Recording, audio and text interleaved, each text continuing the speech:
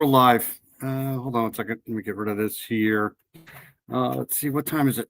Oh shit, I'm late. It's 109, close to 110. It is 10/26, 2025. Uh, um, wow. I can't believe it's almost already November. Anyways, had a fun night. Was over there on Peggy O's channel, Peggy O. And Shibby was on there. I've been seeing a lot of Shibby. Anyways, we're live here, but it was great live. I was on Cryptex tonight too. Cryptex was with HCC. I haven't seen HCC in forever, but it was good to see him. And I think somebody else had a live too. Anyways, Paula's in here. Good to see Paula. Dino's in here. Hey, Dino, good to see you, buddy. Tracy's in here. There's Tracy right there. Good to see Tracy. See here. Gretchen's in here. Good to see Gretchen. It's Farmer in here. Hey, Farmer, how are you? Good to see you, man. Farmer is awesome. Got a great channel. I haven't been able to get over there recently. I've been pretty busy here, but Farmer's got a great channel. Gretchen's here. We got Heather's in the chat. It's awesome to see Heather. How are you, Heather? Hope you're good. Hope you're well. Let's see here. Mustang's in here. It's good to see Mustang. Let's see here. Honeybee's been putting out some good content too. I've been able to been able to go over there and catch some of Paul Honeybee's stuff. Paul is awesome too. Apologize for being late. I just lost track of time. V's here. Good to see V. Good to see all the new people. Good to see V in here. And I saw Mr. Steve too somewhere. Mr. Steve was over on Cryptex channel. Anyways, let's get this going here. Good to see everybody. Hope everybody's well. Hope Heather's well. You're interviewing Skip Jansen on Monday at 8. Okay, I'll try to get there. I'll definitely try to get over there for 8 o'clock. That's Monday Night Football, bro. Been watching a lot of sports. Let's see here. Los Angeles won tonight, so the season's tied up. Let's see. Colorado's getting their ass handed to them right now. It's 46-0. Oh! So it's not really much of a game. Anyways, let me play an intro, and I'll try to be right back. Take us on a wrong way to Google Street. Run some stop signs. I might just have to do that. Good to see V in here. Let me know if V wants a wrench. Feel free to throw your chats in the channel. Farmer and anybody who has a channel, feel free to throw them in here. Let me play my intro. Hold on 1 second. A lot to go through tonight. A lot of missing. A lot of shit going on. All right, so I'll be right back. Give me 2 seconds.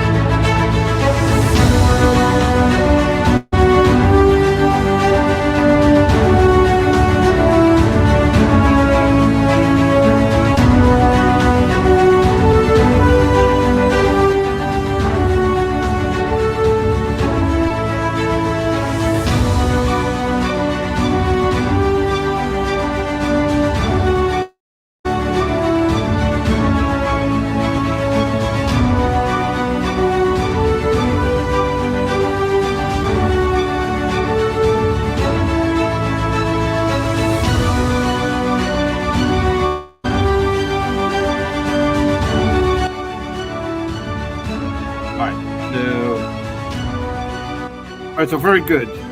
Let's get into that. Let's get rid of this here. All right, so let's see here. I think I just saw Dirty Diana come in. Hi, Dirty Diana. Good to see you. Great live this morning. Couldn't hear you very good. But that's right. That's Shibby was on that channel too. Um, and we got V wants to write. So I'll get that to you in a couple seconds. One of the reasons why I do the wrenches here is just in case you have a channel and you want to promote your channel. I'm all about promoting good channels. So that's why. And I don't think you can do that without a wrench. I don't know. Anyways, let's get rid of my face here and I'll get your wrench in 2 seconds here. Definitely good to see Paul in here. Paul has been doing great. Paul has been doing great stuff. Make sure you hit the like button. You don't have to, but would help a little. I don't know. Heather's awesome. Heather's in here. It's always good to see Heather. Heather apparently is feeling better, so that's good news. That's great news. Peggy O was live tonight. Peggy O's got a great channel. I try to catch Peggy's channel as much as I possibly can because she seems to be on at a good time at night. So that's good news. Lisa Joe's here. Hey, Lisa Joe, good to see you.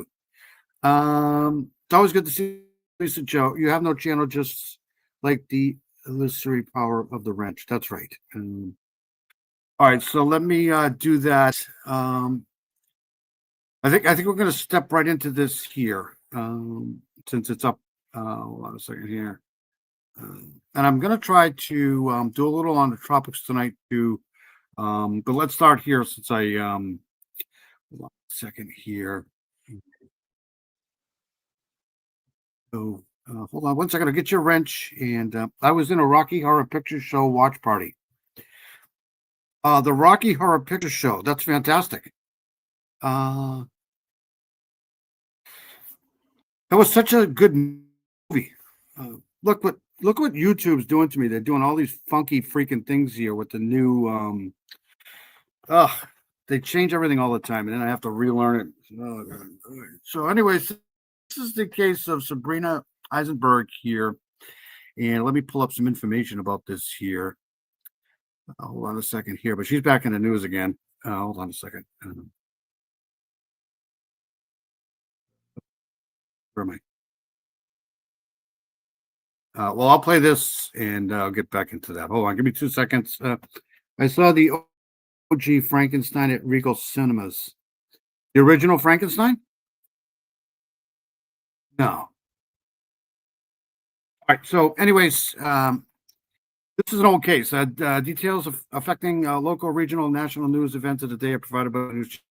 So this is about this baby that disappeared 30 years ago, and this lawyer wants to get some of the information released in this case here. So I'll play this here, and I'll pull up some of the information on this here. More than 27 years ago was back in a Hillsborough County courtroom today. Baby Sabrina Eisenberg vanished from her parents' Valrico home in 1997. Hasn't been seen since. Well, now a Tampa attorney is asking for the case files to be open. Okay, so 2 seconds here. There was a mass pew-pewing tonight at Lincoln University. I saw that. Yeah, I was gonna break in for that, but I didn't want to step on Peggy O. Nicole Watt's here. Hey, Nicole Watt, good to see you. I know that Peggy O was live, so I didn't want to. What the hell am I doing? Right here. Whoops. Right here.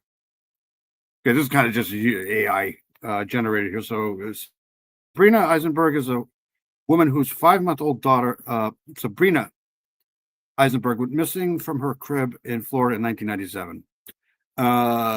Charles Manson might know about this case here. An event that remains a mystery. The case has received significant media attention due to the lack of forced entry and the initial focus on the parents as suspects who were later indicated but acquitted. So they were tried but acquitted. The parents continue to search for Sabrina and have DNA on file in a genetic database, hoping she will eventually come forward and be reunited with them. She was 5 months old when she disappeared from her crib in Valrico, Florida on September 24th, 1997. So this is way back. Her mother, Marlene Eisenberg, discovered the baby was gone and found the garage door. Then the door from the garage into the home were open. An intense search for the baby began. No trace found. So let's go back to this here and see here with the Jenny's here. Jenny 8675309 is here. You were on Peggy O for 2 hours. Last time I went on a live, I got in a big fight with somebody. But we don't do that anymore. All right, so hold on. Let me go back to this here. Hold on 1 second here.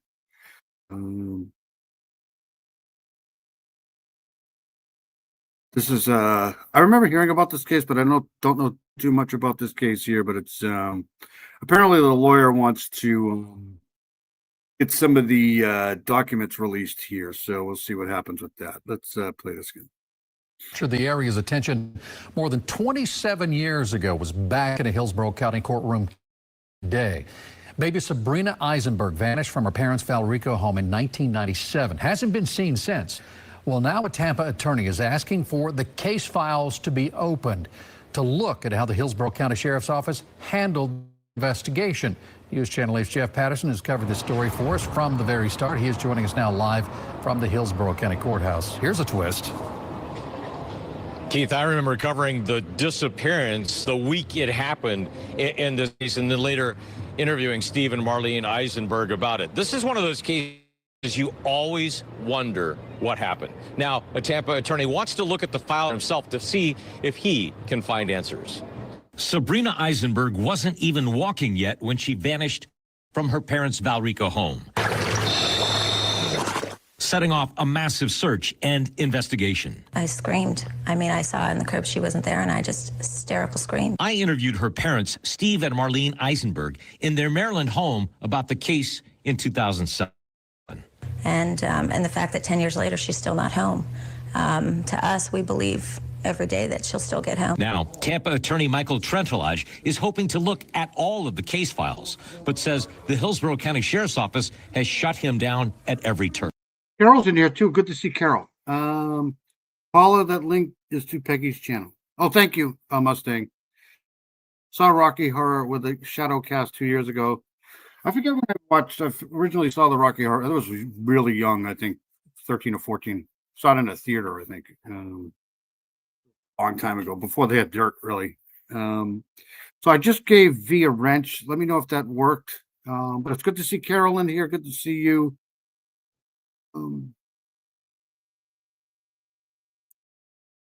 And I think Jenny's in here. Jenny's in here too. Yes, Jenny's right there. I want to look at the documents as you ordered.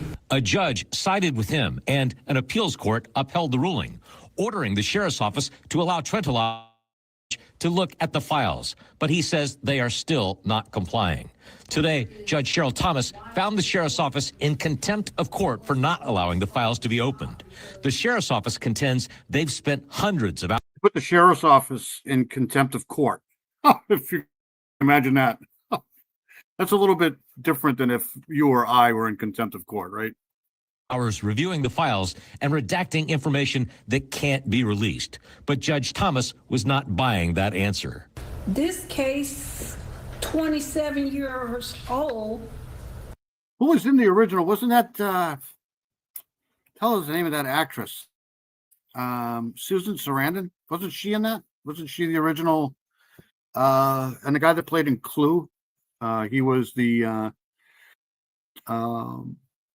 I forget, I'm pretty sure, wasn't it Susan Sarandon? Was it Susan Sarandon? We'll have to look it up. It is unclear why this process of redaction, editing, wasn't started in the beginning. Trentolage says he believes giving the public access to the files may help the case. And in fact, by revealing it to the public. Tim Curry was in that. That's right. He was in Clue. He was the, I always liked him. Tim Curry was fun. No donut for 7 days. Why can't you have donuts for 7 days? I can't remember the last time I had a donut. Yes, and Tim Curry. Yes, Timothy something. Farmer. Timothy something. Yeah, Tim Curry was amazing. All right, let's nom nom nom. That's Shibby. We might actually solve this case. Judge ordered both sides to come up with mutually agreeable times so that the case files can be reviewed. Now, we're talking about thousands of photographs, hundreds of hours of audio cassettes and videotapes in this case, and an untold number of Baby go missing out of a crib. It just doesn't sound right. I mean, I don't know. This is a little strange here. pages of documents that need I'm pretty sure it happens. It's happened before, like the Lindbergh baby, but it's really hard for you to believe somebody just came in and took a baby. But stranger things have happened, man. to be reviewed and redacted. So hundreds of man hours already going into this process. We'll see what happens. Back to you. Thanks, Jeff. Was it Barry Bostwick? Really? That's kind of strange. All right, so let's get out of this here. We'll be going to this interview too, fairly shortly here with the daughter of the sheriff, her interview. But hold on one second here. Let me get out of this here. Let's. I want to go into this too. Hold on.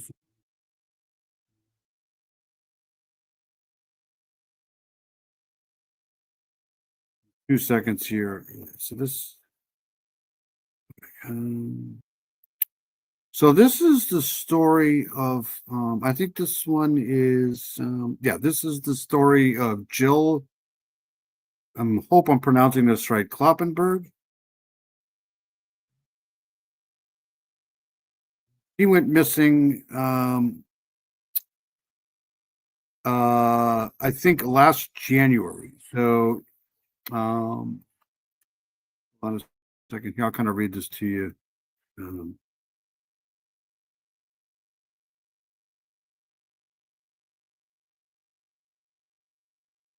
So Jill Kloppenberg was last seen leaving her residence at 735 Broadway Street in Lowell, Massachusetts, on January 2nd, 2025. And this is coming from the FBI. I should probably download this poster here, which I'm probably second. On January 2nd, 2025, Jill Kloppenberg was last seen leaving her residence, 735 Broadway Street, Lowell, Massachusetts, and has not been seen or heard from since. Kloppenberg was living temporarily housing with roommates, and on 2/26/2025, she was finally reported missing. Tewksbury Police Department, Mass. Is asking for assistance in locating Kloppenberg or for details regarding her disappearance. So this is coming from the FBI. So that's and this is part of VICAP alert. So let's play this here. Hold on one second here. Let's go. Ward in Lowell. This is where friends are searching for a woman who has been missing since January and fearing the worst. This is Jill Kloppenberg, a 47-year-old woman from Lowell and Tewksbury. No one has seen or heard from Jill since mid-January. So this is her right there. So this 5'3", 120 pounds, brown hair, blue eyes, white female, 47. Distinguishing characteristics: tattoo on lower back, tribal design tattoo on inner groin, 2 hearts with bases inside each heart. And that's pretty much it. I can't find any more information on this. And her friends are worried. Well, they're very concerned because she hasn't checked in. No matter what was going on with Jill in her life, she's always checked in with her friends. How frustrating is it to be here so many months later with no indication what happened to her? Very frustrating, very, very heartbreaking. Friends describe Jill as kind and loyal, and even as she struggled with drug addiction, Jill never lost connection with them. She would never have lost contact with us, you know. No matter under any circumstance, she would always keep in touch. Jill's friends believe at the time of her disappearance, Jill was staying in an apartment with roommates here at the Francis Gatehouse Mill Complex on Broadway Street. They tell me it was only temporary, and according to a text message on January 14th, Jill wanted out. She was scared and she needed to find another place to stay. That's the last message that we've been able to track. Why was she scared? track down. Jill's disappearance has been reported to police. There's an entry for Jill on the FBI's VICAP database, which tracks violent crime. As Jill's friends look for her, they've heard people talk about the possibility that Jill overdosed. But that leads to the question, where is she now? We just want to know if she's alive or if, we want to know if someone hurt her. We want to know if she needs help. We just don't know. Jill's disappearance was reported to Tewksbury Police because that is where she's from. Police tell me this is a very active investigation. If you think you've seen Jill, reach out to Tewksbury Police. In Lowell, I'm Bob Ward for your local station, Boston 25 News. So Lowell is right down my street, right down the street, technically for me. It's about, 40 minutes away from me. So I might have to go down there and look into that. Jimmy John's? I don't think we have a Jimmy John's up here. It's always good to see Heather in here. I hope Heather's well. When we were slow at the sub shop I used to work at, they would send me to the strip club with whole dill pickles and mayo.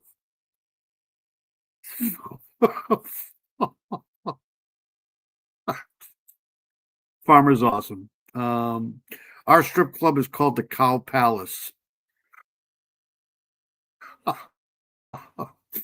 Wow. We talking donuts? If a cop eats bacon, is that cannibalism? I don't know.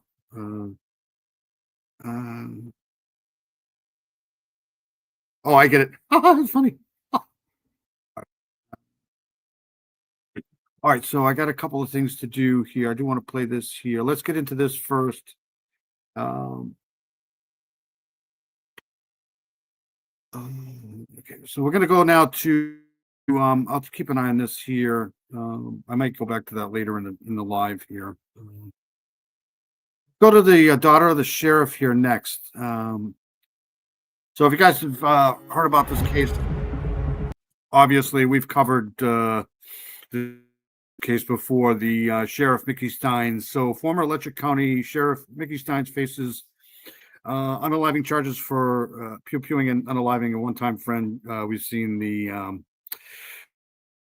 all of that stuff. After Mullins was unalived, claims of corruption began to surface and unfounded rumors about Steins' daughter Mullins began to circulate.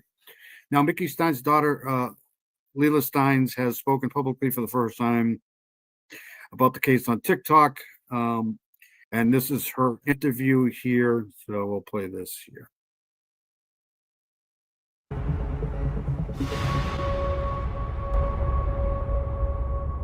Welcome to Crime Fix. I'm Anjanette Levy. It's been over a year since Mickey Steins, the sheriff of Letcher County, Kentucky, pulled out a gun in the chambers of his one-time friend, Judge Kevin Mullins, and shot him to death.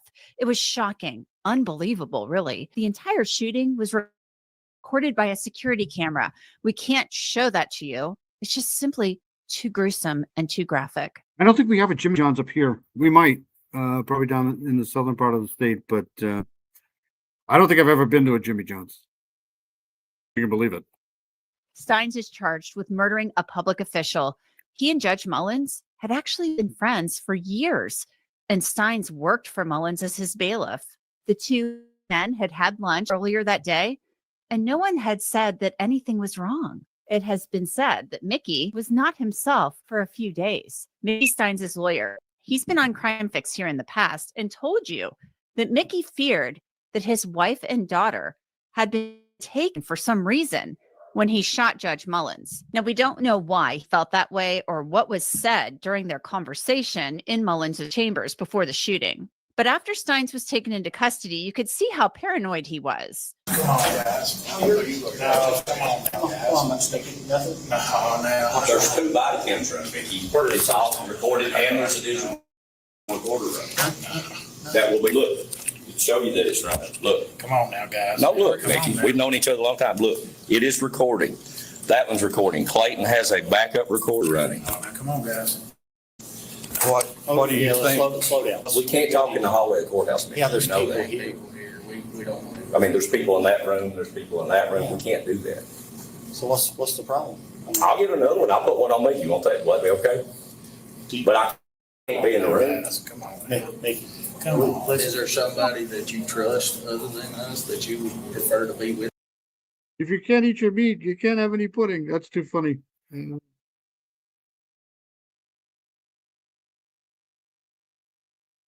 Better off with a mom and pop sub shop. The best sub I ever got was a Subway in New York City on a Subway. I don't actually know where that. I'm pretty sure I forget where that was. But who knows, what that had in it.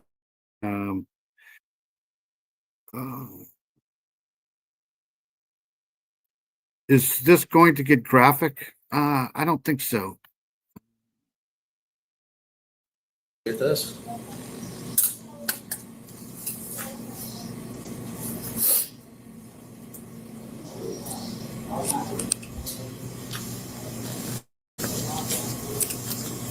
Nikki, we've known each other our whole lives. I'm not gonna let anything happen to you. I have no reason. Come on now, guys. Do phones actually still ring like that? Wow. That's an old school telephone ring. Let's listen to that again.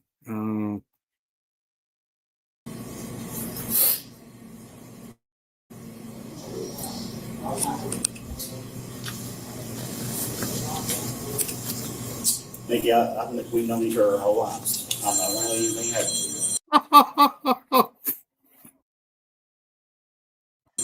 I have no reason. Come on now, guys. Mickey, you have to go. You have to be moved at some point. You got 2 body cams running. We're not going to do anything. Would you have a trial? Would you talk to us? I mean, I haven't heard a phone like that in a long time, man. It's in your sounds, that old ringer. Really? That was I haven't heard that phone in a long time. The jail down there? Do you feel safe down there because there's cameras everywhere? That's that phone ring that you used to have to rush to get to just to shut it the hell off, right?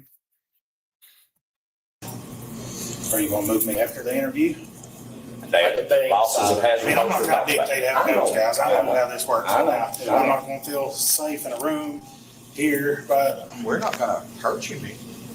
Listen, just like Anthony, I've known you for 20 years, but we're not going to hurt you. That's why we have 2 body cams and a digital quarter run, Bub. I promise you. I ain't got nothing. I know that, but ain't what we're worried about, Bub. We just can't talk in the hallway of the courthouse. Plus, there's people looking. We need to go somewhere out of here. And Pull my pockets inside out. it ain't that. No, pull my pockets inside out. Now, guys, y'all don't do me this way. What do you think? We're going to do contraband? Okay, here. Yeah, here. I'm sorry. We're not going to do anything. That's the least. Words, did you get that other one? Yeah. Okay. So Mickey, if we went down to the jail where there's cameras, if we all, us 3 walked down there and we was in cameras there, would you talk to us then? I mean, I'm telling you, those phones, remember the old phones with the old phone cords? And then they came out with the really long cords that you could literally go into another room with, because back in those days, they didn't have like, the handheld phones. You'd have to buy the cord that would reach all the way into other rooms. And then you have to try to untangle it. Don't miss those days. what is it you want? Explain that to us.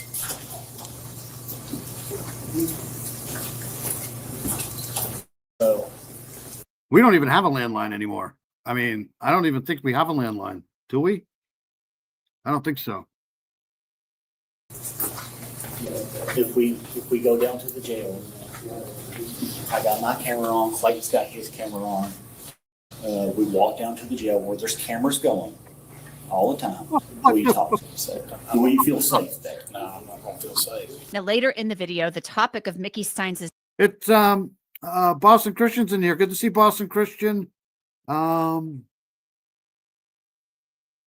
hated the party lines. Remember the party lines? That's where the party lines were the place to go if you wanted to get dead. I mean, those things were really dangerous. It's good to see Boston Christian in here. Like I said, if you guys have channels, feel free to throw them in the chat. I know Paula's in here. Paula's got a great channel. Lisa Jo somewhere around here. She got a great channel too. I haven't seen Jocelyn for a while. I hope she's okay. Dee Dee's in here. Farmer's in here. He lived a three-way call. Remember that? Remember the answering machines when they came out? Trying to figure those things out. His daughter comes up. Do you want to talk at all, Mickey? You know, like if you were somebody nefarious and you were calling somebody's house, and on the answering machine it was, sorry, I can't come to the phone right now because we're not here. Support with Steph is here. Hey, Steffa, good to see you. It's always good to see Steffa in here. Boy, it seems like old times. We got Boston Christian in here. We got Steffa. Wow. And Farmer. I did a small live earlier reviewing Frankenstein. Oh, you went to go see that? I didn't even know that movie was out. Earlier you said you wanted to talk. Listen, if you don't want to talk, that's fine. I ain't gonna force you to. Okay, we're not gonna force you. If you don't want to talk, that's your This right. case is going to be a classic insanity plea. That's what I think. You don't have to. Yeah. I read your rights. And you know, you're the sheriff. I mean, you know just as much as we do. But it's up to Joe you. Gang is here. If I can see my daughter in person here. Before you leave. Yep, Steph is awesome. Steffa, Boston Christian. Jimmy, you still calling? What the fuck?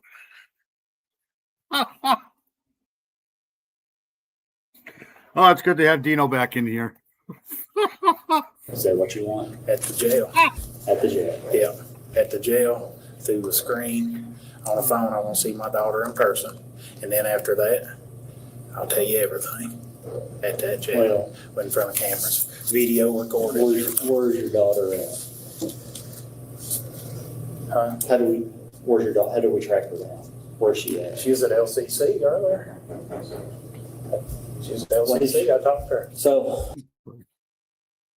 it's Steffa's birthday. Happy birthday, Steffa. It was the OG Frankenstein I was reviewing because, oh, okay, cool. Should be our maple syrup come from Vermont.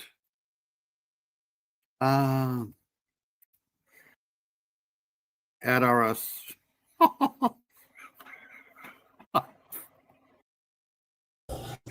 now, Mickey, I want to Just like out of the blue. kind of for your daughter. Let's talk about this for your daughter, okay? If she finds out that her dad is being arrested for shooting the judge, and she's in high school, I didn't know how old she was, so I didn't know. So she's in high school. What is she, a senior? That's going to be hard. She will want to see me. She will want. Now, come on, guys, be fair to me now. It's all I'm I'm asking. being fair. That's the only thing I just wanted you to think about that. How is she 18? Be fair to me now, guys. Well, hold on. Is she 18? Be fair to me now. No, I'm asking you. Come on, I want to see my daughter. You don't have any more syrup in Canada? That's like a plane not having coffee.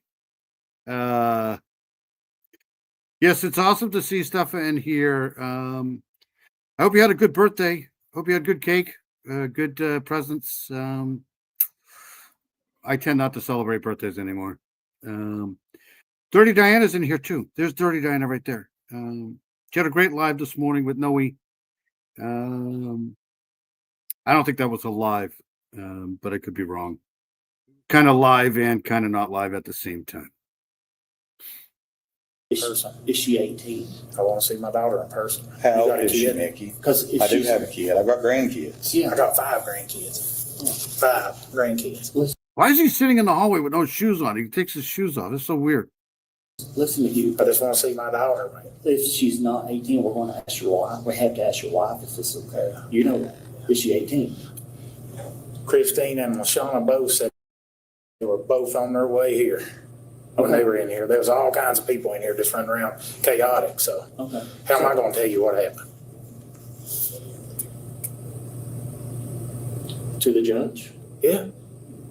You know, Chris. I'm so old. I remember when you only had to dial five numbers. That was back before you had to dial all. I think it was 7, 5. You only had to dial 5 numbers. You literally had to dial 5 numbers. Christine LaShawna said my wife and daughter's on their way. No, but you just said how you going to tell us what happened. Everybody's running around chaotic. It was. I just want to see my daughter. Is she 18? How old is she? If your wife's out there with her, if she ain't 18, we can ask if that's okay. But if she's 18, we just ask your daughter. So that's what I'm getting at. If she's not 18, we have to ask your wife.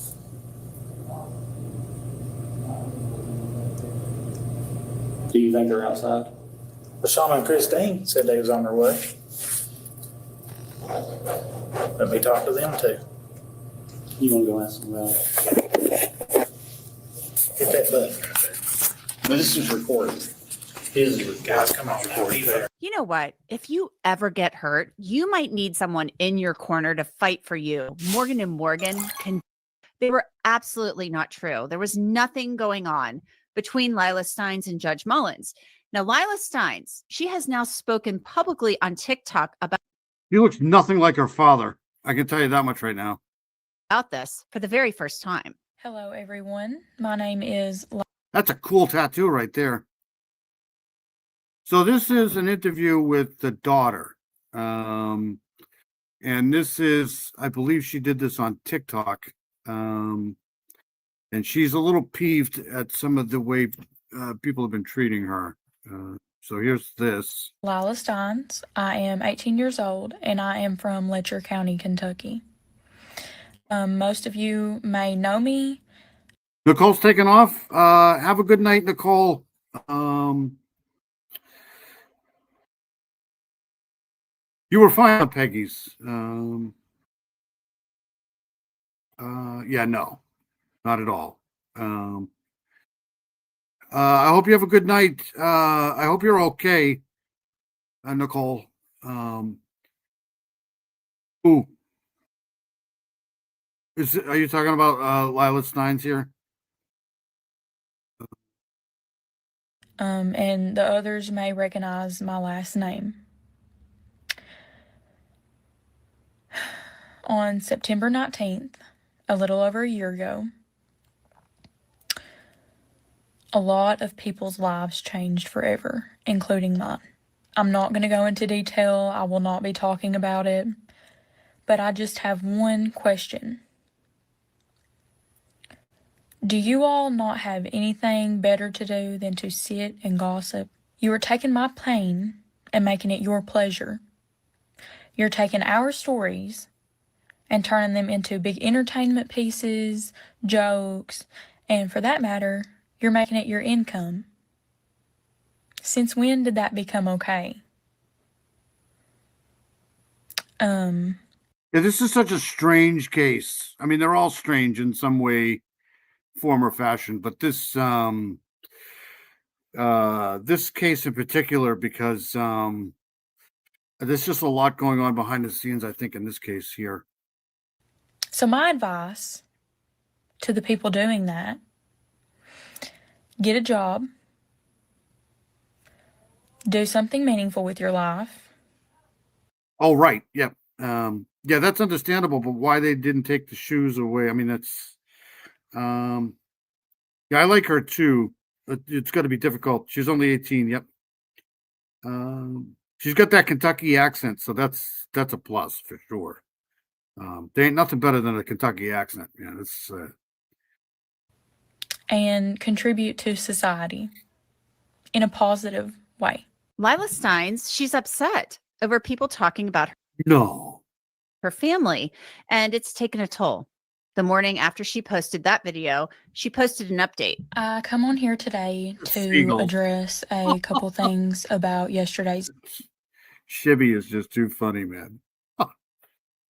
video. When I posted that video, I only had about 950 followers. I did not think it would go anywhere. I thought, you know, people from home's going to see it, maybe a couple others, and that'll be that. So the first thing I want to say is I had good intentions with that video. A lot of you were asking what stories. You've been missed, buddy. Dino's been missed here for sure. I mean, at 18, I was like, cash me outside, bitch. What do you mean by gossip? And what I mean by that is the stories that were made up about me and the other party. And that is where the gossip comes in at. I wasn't actually talking about the situation and what actually happened itself. Okay, hold on a second. I got to hear this again because I was talking. Sorry. Posted that video. She posted an update. I come on here today to address a couple things about yesterday's video. When I posted that video, I only had about 950 followers. I did not think it would go anywhere. I thought, you know, people from home's going to see it, maybe a couple others, and that'll be that. So the first thing I want to say is I had good intentions with that video. A lot of you were asking what stories, what do you mean by gossip? And what I mean by that is the stories that were made up about me and the other party. And that is where the gossip comes in at. I wasn't actually talking about the situation and what actually happened itself. I was more leaning towards the rumors that had been spread about me. I am aware of how serious this is and how much of a big deal it is. I was not talking about news or social media. I was simply talking about the people who sit at home behind a keyboard all day and say terrible things about my name. See, this is what I hate about this criticism of social media, man. A lot of this stuff comes from mainstream. That's where all the sparks flies, from mainstream. But nobody ever blames mainstream media. It's so weird. A lot of these rumors and stuff get started from mainstream media because they don't check the sources and they just say whatever the fuck they want. So that's who I was talking about. At the end of the day, I'm just human. I'm just trying to learn how to process and cope with it all. I do want to add one more thing. A lot of you were saying, "Girl, this happened a year ago. Like, why are you still going on about it?" To you, it happened a year ago. For me, when I wake up, it's the first thing I see on my phone. It's the last thing I see when I lay down. And I'm not looking for it. It's just right in my face. I have to deal with it every... I mean, don't get me wrong. There's a lot of, how do I put this? Slumlord type social media accounts too. But, you know, a lot of it comes from the investigation itself and mainstream media because people are going to speculate, especially these days. Every day when I wake up. So no. I'd hate to be her right now though, because, you know, it's just, you know, loonies out there for sure. It's not gone. It's not died down. It won't for a while. So here's what we know. There was nothing inappropriate going on between Judge Mullins and Lila, but a woman named Sabrina Atkins was suing Letcher County and Sheriff Steins. You can trust her? Because a deputy named Ben Fields had forced her to have sex with him while she was on GPS monitoring, and that sex happened in Judge Mullins's chambers. Fields was convicted of a crime for that. Steins was accused of not properly training Fields and had been deposed in the lawsuit days earlier. And Sabrina Atkins had told investigators with the Kentucky... Oh, yeah, there's no doubt he's going to get out of this. There's just no doubt. He's probably going to get, at the minimum, maybe manslaughter. It's just sad. But, you know, that's what I mean. The media is creating a narrative here, and everybody seems to be following it. I'm not saying there isn't a conspiracy. I'm not saying that there... I mean... it's just weird. This case is just so bizarre how people are just saying this is okay. Kentucky Attorney General's office that videotapes of Mullins having sex with women existed. Now, Lila has now posted a third video on TikTok. Take a look. Hello, everyone. This is my friend Ashley, and she just made a video about our private investigator, Joel Cotton. I have his email. I will leave it in the description down below. If you all have any information at all concerning the corruption in this county, in this small town, please reach out to him. Please. He's not only trying to help the situation that happened here, he's also trying to help Ashley figure out what happened to her dad years ago. I also want to say, if there is anybody out there saying he is misrepresenting himself, I can name 2 people. I want to tell you that he is not. He is legitimate, he is the real deal, and he is trying to help everyone. Yeah, there's no doubt that there's no doubt in my mind that the judge was obviously not the greatest person alive. But I think the father did actually more damage to his daughter than anything the judge did. In this small county. So I want to bring in somebody who's been covering this case closely as I have. He is Gavin Fish, and he is the host of his own YouTube channel, Gavin Fish. So, Gavin, thank you. Well, at least it's not GH, right? Oh, I would have to shut it off. Thank you so much for coming on. I know Happy that to do it. Yeah, I'm excited to talk with you about this. So I know you've been following this very closely. What do you think, first of all, about Lila Stein's, breaking her silence, as they say? She's speaking out on TikTok, not going into details per se, but talking about how all of this and the coverage of it Yeah, the slick back look, man. It's just is really impacting her. Yeah. Well, my first reaction was to kind of clutch my pearls a little bit. Hey, wait a minute. I'm one of those guys that makes money on true crime, right? Yeah. But trying to see it from the point of view, from the perspective of a 17-year-old, 18-year-old young woman who has, her family has been thrust into the spotlight over the last year. And she said something I thought pretty profound, where some people are telling her, well, this was a year ago. And for her, it's not a year ago. It's still happening. So I think from her perspective, I think it's probably pretty reasonable that she's had enough and she's decided to talk about it. Well, I think we have to kind of put ourselves in her shoes a little bit. And, this is something this is her father, first of all. This is her father. That's number one. It's her family, number two. This is a small town that she lives in. Lots of rumors flying around that small town about stuff that was maybe going on related to the judge, maybe her father's involvement in this. And we're not indicting either one of them, but this. It's Beasley. Hold on one second here.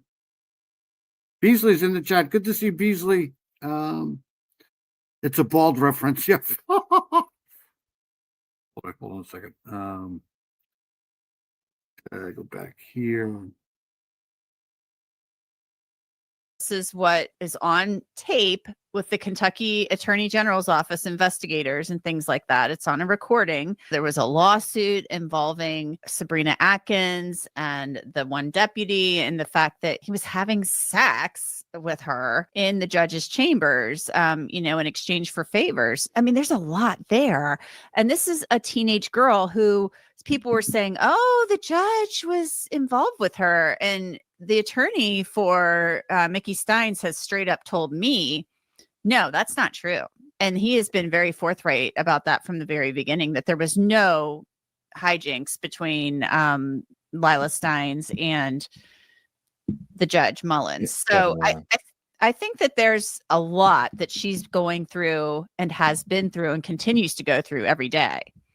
I agree with that completely. I also, looking from the other side, Judge Mullins was somebody who had a bit of a reputation. Women have been coming out of the woodwork saying, yeah, I had a sexual relationship with Kevin Mullins. One that I'm thinking of specifically, she was 16 years old when she said that sexual relationship began. And so when it was in the preliminary hearing, it was brought up in court that Lila Steins did not pick up the phone call from her father's phone, but did pick up the phone call from Kevin Mullins' phone. I think people jumped to a conclusion really quickly just because of the reputation that Judge Mullins had in the community. But you're right. When we talk to the Bartleys, when we talk to Jeremy Bartley, when we hear him speaking out loud, he said from the very beginning there was nothing that ever happened between. No doubt, right, Mr. Cunningham?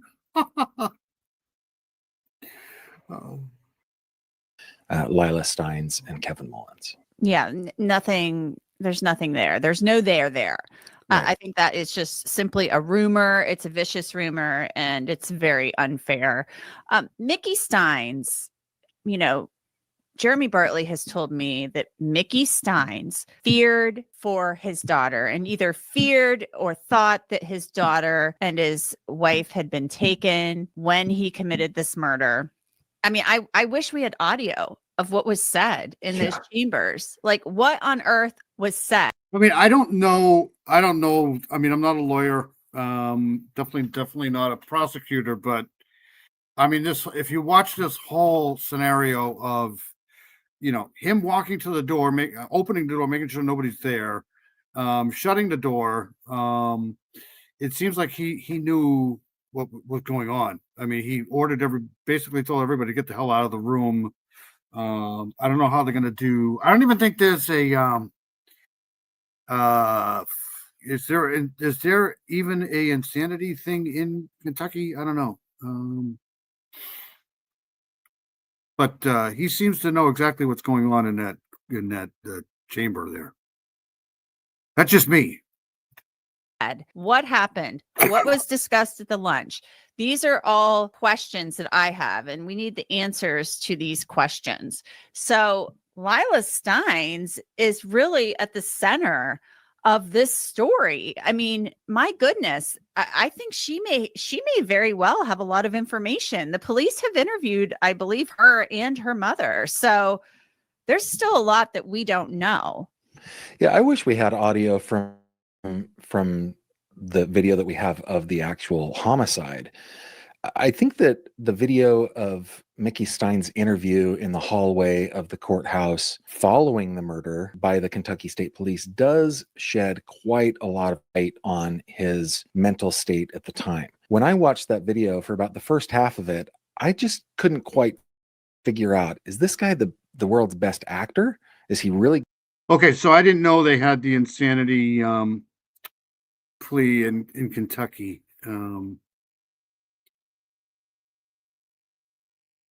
Thank you, Stefan. Good at acting like he's in some kind of psychotic mental breakdown, or is he actually? For me, when he was started to be taken down those stairs and you started to see the paranoia, to me that was convincing that there had been a psychological break. And whether he had reason to believe that his wife and daughter were in danger for their lives or not, I think that he believed it. And it makes me feel like he was making a decision to protect his family from a perceived threat. That's what it seems like to me. It does seem that way, that he feels not safe. He does not feel safe talking to them. They continue to ask him, even throughout the car ride, Mickey, what do you want to tell us? Tell us. Is there something you want to say? He's very paranoid. He's really paranoid. I mean, it's crazy when you listen to this and watch this footage. He's fearful. And Jeremy Bartley has told me straight up, he thought his wife and daughter had been taken. So in my opinion, him sitting in that hallway, though, he's fearful because he knows what cops do to people who do this. And he doesn't want that happening to him. To me, that's what that's, he's a cop himself. So he knows, what goes on when they get taken into these rooms for interrogation. So I'm not saying he's not crazy, but if this was anybody else, if this wasn't a sheriff, this wasn't a cop, I don't think there'd be any question about it. Just my opinion. I think that we're missing a key piece of the puzzle. Now, does that mean you get to shoot somebody? That's up to the jury. Maybe. That's kind of like, I'm like, this is wild, wild west kind of stuff. This is crazy. Jeremy Bartley has said from the very beginning that, this could be an extreme mental disturbance case. This could be a manslaughter case, not murder. There are these different types of. Is that Grizz? Is Grizz in here? Wow, it is the old gang here. Holy crap. We would have been killed if it was. Yeah, I know. That's what I'm talking about. I mean, this wouldn't even be a question. There wouldn't even be. Good to see Grizz in here. Hi, Bear Nation. Good to see you. Someday she knows she does not know why he is in jail, and they have to tell him what he has done. Yeah, he has a good deal. He has a good chance for sure. It's hard for me to believe this guy's just going to get manslaughter, though. That's just because I'll tell you one thing: if I would have done this, there would be no question to what I'd be facing. Angles that he's looking at when it Who is that? That looks like somebody, some actress behind him. Who is that? comes to this case. So there is something going on in Letcher County to the jury. You know, Maybe. I mean, that's kind of like, I'm like, this is wild, wild west disturbance case. This could be a manslaughter case, not murder. Doesn't she look like the chick that played in War Games, the movie War Games with what the hell was that actress's name? The movie War Games with the computer there. There are these different types of angles that he's looking at when it comes to this case. So there is something going on in Letcher County, Kentucky, and there has been for some time. Now, I will tell you, I know people that have actually dealt with both Mickey Steins and Judge Mullins on a professional level in the treatment of, you know, the opioid addiction crisis, you know, dealt with them professionally and like the work they were doing to help people battling addiction down there. So it's very interesting to me to talk to them and whatever was going on down in Letcher County. What the hell was the name of that actress? She played in War Games with Joshua. Remember the computer Joshua? And I forget the actor's name that was in that. That was a good movie, though. They obviously had no awareness of what was allegedly happening with all of the taking advantage of the women and stuff like that. But something was going on. And we've seen some women come out and say, yeah, they were being taken advantage of by the judge. I think you're right. Somebody just snuck in. Hold on a second here. Doodles is in here. Doodles and Gray is in here. Good to see you, Doodles. Phoebe Cates? Was it Phoebe Cates? I'll have to look that up now. It's going to bother me till... She looks like she's living in the 80s. Absolutely. She looks just like that actress that played in War Games. Was it Phoebe Cates? Want to play a game? Yes, that's the one. Want to play a game? How about a good game of chess? All right, let's get back to Ali Sheedy, the Dandruff Girl Breakfast Club. Yes. The hell am I doing here? Doodles is in here. Good to see Doodles. Citizenry of Letcher County in general probably was unaware of what was going on. Mickey Steins is a person that still has a very good reputation in Letcher County, and everybody knows what he did. He did it on video, and he still has a very good, solid reputation. But there is a class of the citizenry who spent a lot of time in jail. There are people that had fallen victim to the opioid crisis. They were addicted. All the behaviors that are connected with that addiction brought them in front of Judge Mullins, brought them into the courthouse, brought them into the jail, brought them into the same room with men like Ben Fields. And you know, when I talked to Ned Pillersdorf, who had been representing Sabrina Atkins in the estate of Jennifer Hill, he told me that if there are 3 that made those accusations against Dino's leaving. Have a good night, buddy. Good to see you. Definitely good to see Mino Dino in here. One of these days, I'm going to get you a cell phone charger. Molly Ringwald. I don't know. Good to see Dino in here. Have a great week, buddy. All right. Watch a little bit more of this, and then we'll move on to something else here. Ben Fields, then there are 300. It was known in the jail what you had to do in order to get favorable treatment. So, yeah, there's a certain segment of Letcher County that knows or is somehow connected to the corruption that's been going on down there. It will be interesting to see what happens with this case because the Commonwealth is asking for a change of venue. That's unique.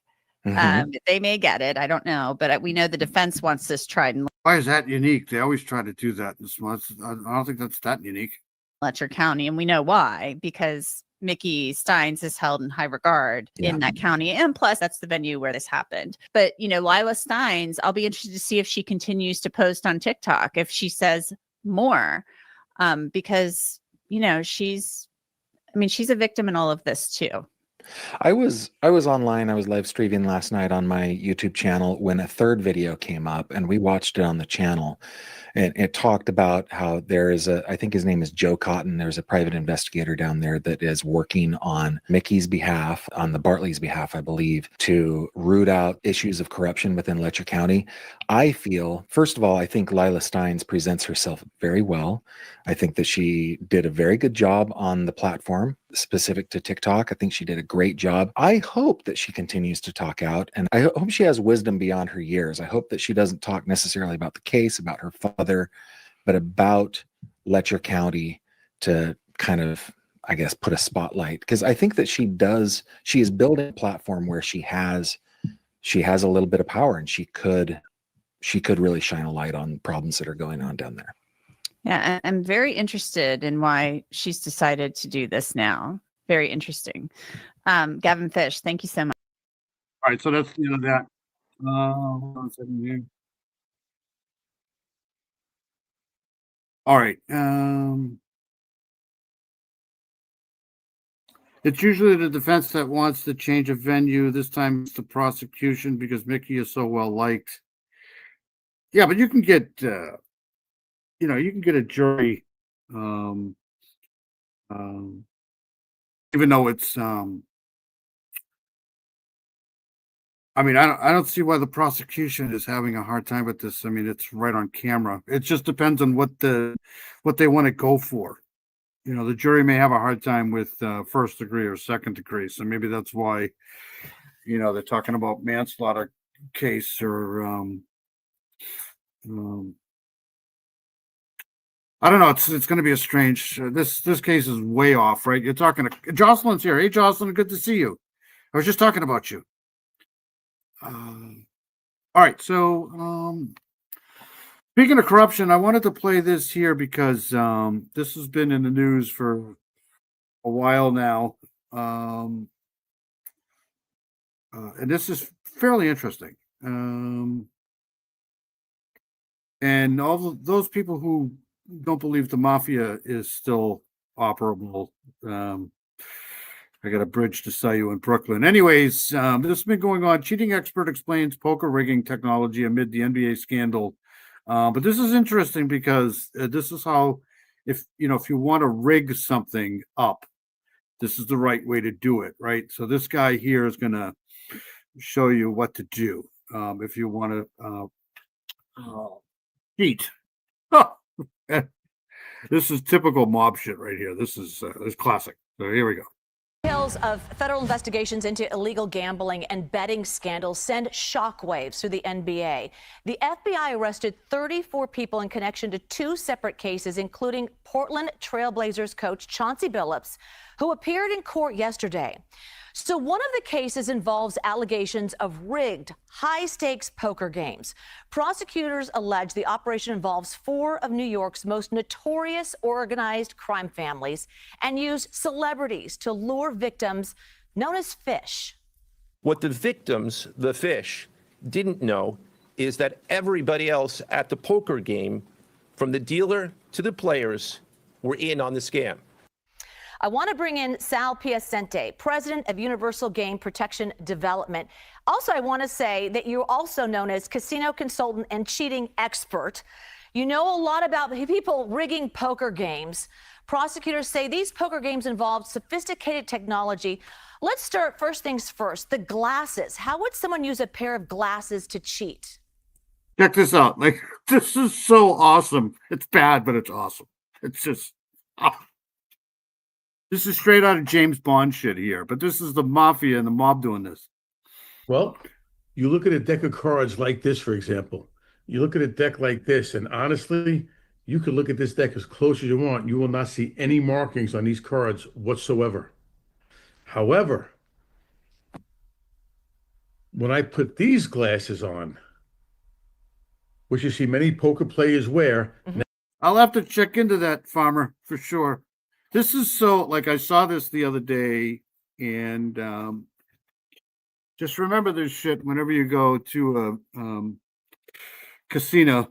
Now, if I look at this card right here, that's a 6, that's a 2, that's a 5, that's a 10 value, that's a 7, that's a 2. So with these glasses, I can actually see the marks on the cards. Now, we tried this before. It worked on some videos, but sometimes it didn't. If you look through that filter, Yes. you might be able to see the mark on that card. Yep. Okay. You can literally see the. I got you. There's so many other equipment things too. Okay, we got the glasses, a rigged shuffle machine, and scanning devices. Let's talk about that. Okay, I don't have a rigged shuffle machine. This is the funny part. The table machine here. Okay. They go for 100,000 if you know a guy, which I do know a guy. I'm sure. Yeah. However, what the machine does, it's a Deckmate 2. It's made by Light & Wonder, the biggest casino supplier. And the shuffle machine legitimately has a camera in it. And that camera films every card being dealt, and it knows what came out. And if there's a card missing, it knows exactly what card is missing. Also, at the end of the day, a casino employee could put a deck of cards into that machine, and that machine will put it back in order. Now, the cheaters found a way of putting that camera into the machine, and since it knows what's being dealt, they rigged the machine to be able to transmit to the. Yes, I would do that. I think the next one I might do. I think I might try to do one a month to make it a little bit more entertaining for people who are not, 100% true crime. I think the next one I might try to break down is the Romanov dynasty of Russia. I think that's fairly interesting. But look at this machine.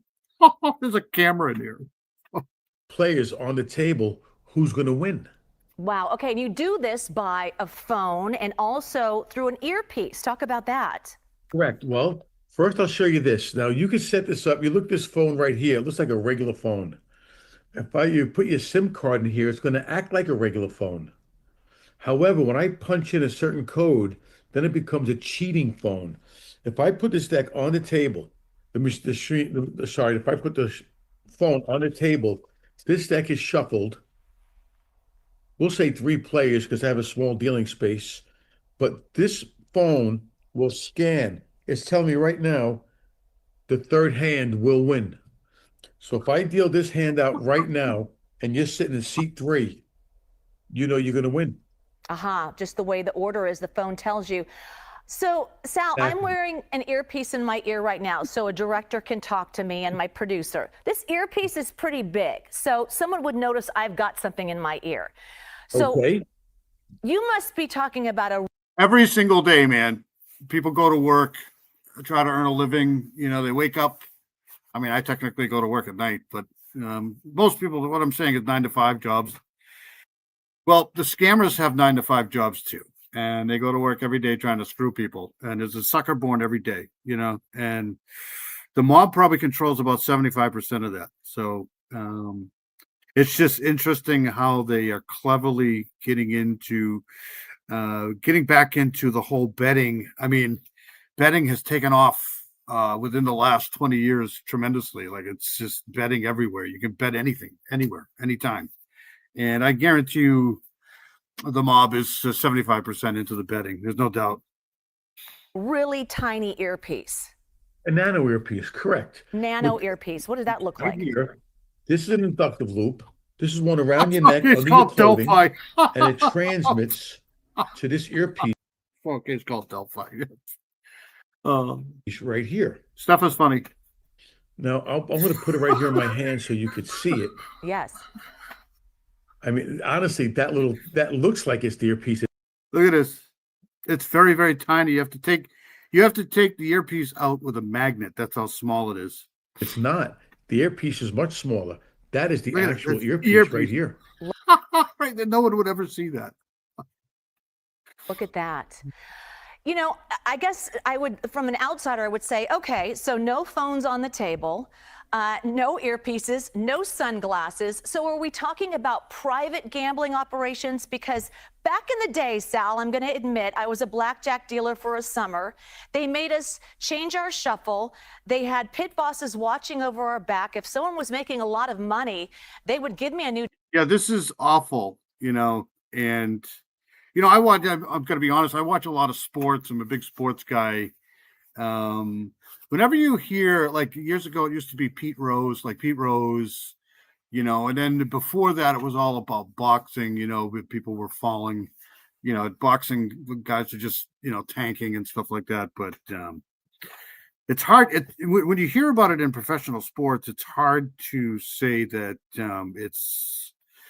it's not happening, right? It's like it makes everything. It just leaves a bad taste in your mouth, I think. Deck of cards. So there were things in place that would kind of mix things up, right? So are we talking? Look, if the mob tells you to take a dive in the 5th round, you're probably going to take a dive in the 5th round, right? About private gaming facilities? Both. Matter of fact, that earpiece, if you go to Google and you look up France poker scam, they just caught 2 poker players in France using the micro earpiece. And it said it had to be taken out with a magnet. If you go to a casino and play, you're getting your best chance of getting a legitimate game. Can you still be cheated? Absolutely. In poker, the only vested interest a casino has is the rake. As long as the casino gets the rake, they're happy. However, they don't want cheating because you never want the integrity in question. But when you get 2 players signaling to each other, you get 2 players switching cards, Sure. you get players marking cards, you could be cheated in a casino. However, in a casino, you have surveillance watching, you have regulators, you got procedures, you got policies. Yes, you do. You go into a private game, you're going into a lawless society. Anything. Yeah, it's all free game there and tricks under the table, so to speak. Okay, before we go, like I was saying, I knew we had to have a special certain shuffle, okay? 3, right. Turn the top, turn the bottom, take the bottom card, put it on the top, this, that, and the other. And if you didn't, you'd be in trouble. Correct. Show me your shuffle, though. You're making it look like a shuffle, but it seems like you're not even shuffling. It's not. This is a false shuffle. Okay, show me that. Let's suppose I wanted to, here, let's do a false shuffle for you. Okay. As you know, this is a strip. We'll do a riffle. Yep. We'll do a box, or sometimes you do that spin, correct? Yep. Yeah, I may do that one of these days, one of these lives. I may frankly, I'm kind of tired of the Delphi case myself, but I may come out and try to at least give my 2 cents to it. But do another riffle, and we'll do another strip. It's coming back to me. We got to do a clean cut, remember? Yes. Let's do it this way. Or you have someone at the table cut it. You could. Oh, there's 2 on the bottom.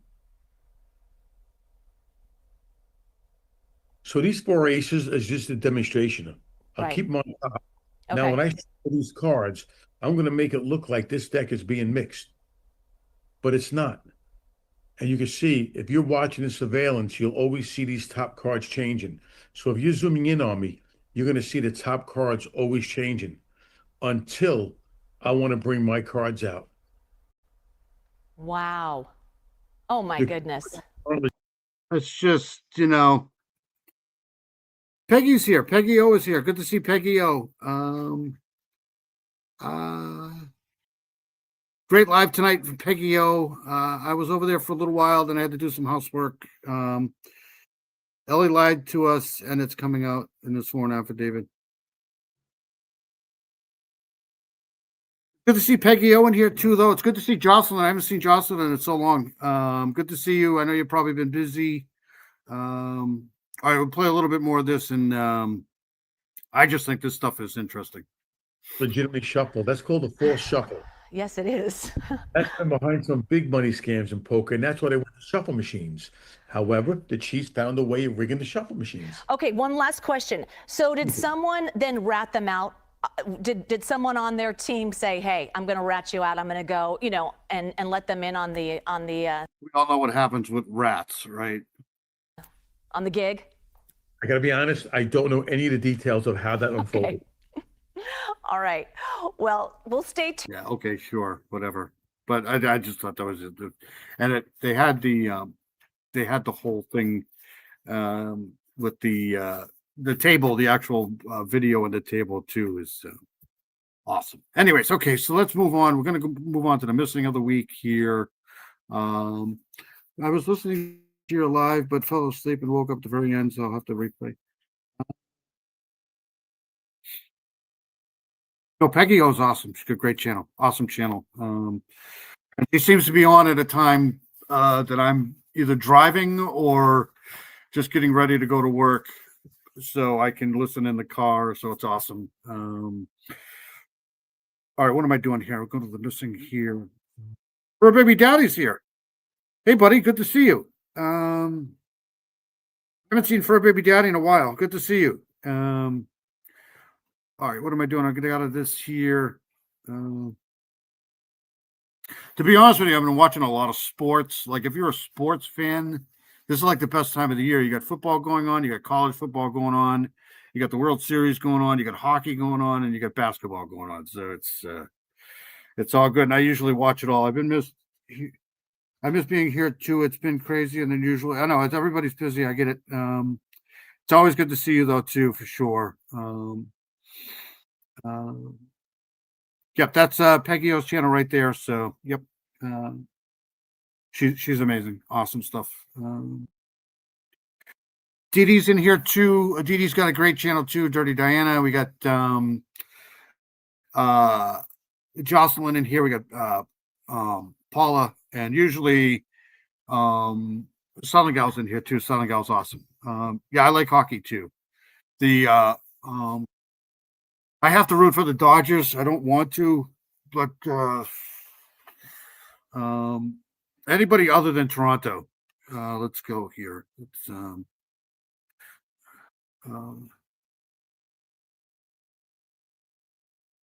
What am I doing? Okay, so we're doing the missing here. And I don't know a lot about this case too, but this is kind of I think this is kind of like an update on this case here of Chance Engelbert. So remains found in Nebraska, possibly linked to missing rodeo star Chance Engelbert. This is the missing with Marnie Hughes. The rodeo star and young father has been missing since July of 2019. Surveillance footage showed Engelbert walking through Gering, Nebraska, the last time anyone seen or heard from him. Years later, investigators discovered human remains at Scotts Bluff National Monument near where he was last seen. Authorities confirmed that several items belonging to Engelbert were found as well. And as his family awaits confirmation, it raises questions about what exactly happened to him 6 years ago. All right, so here we go.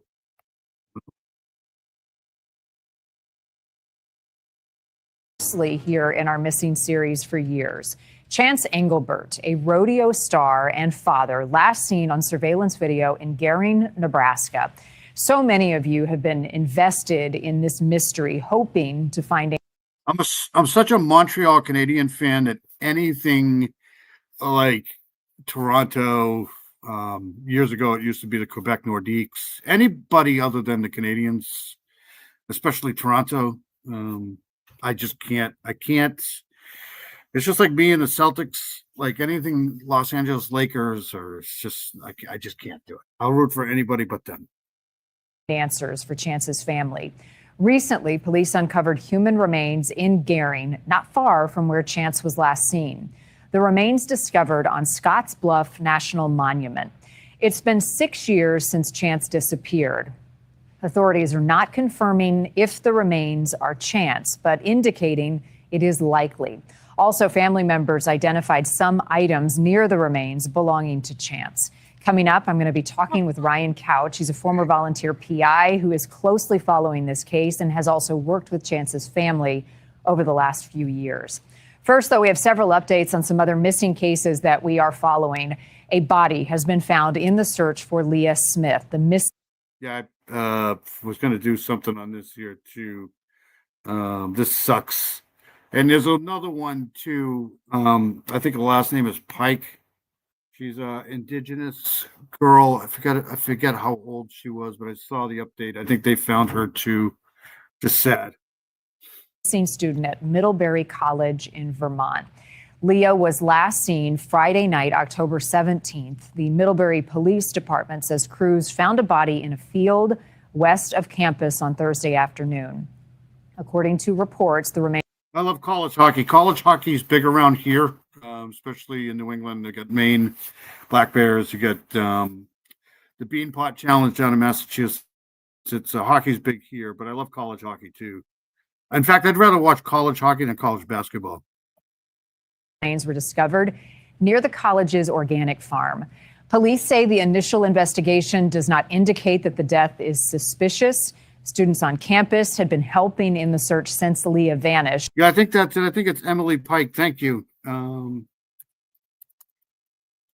got her in the my email. Disappearance, yes.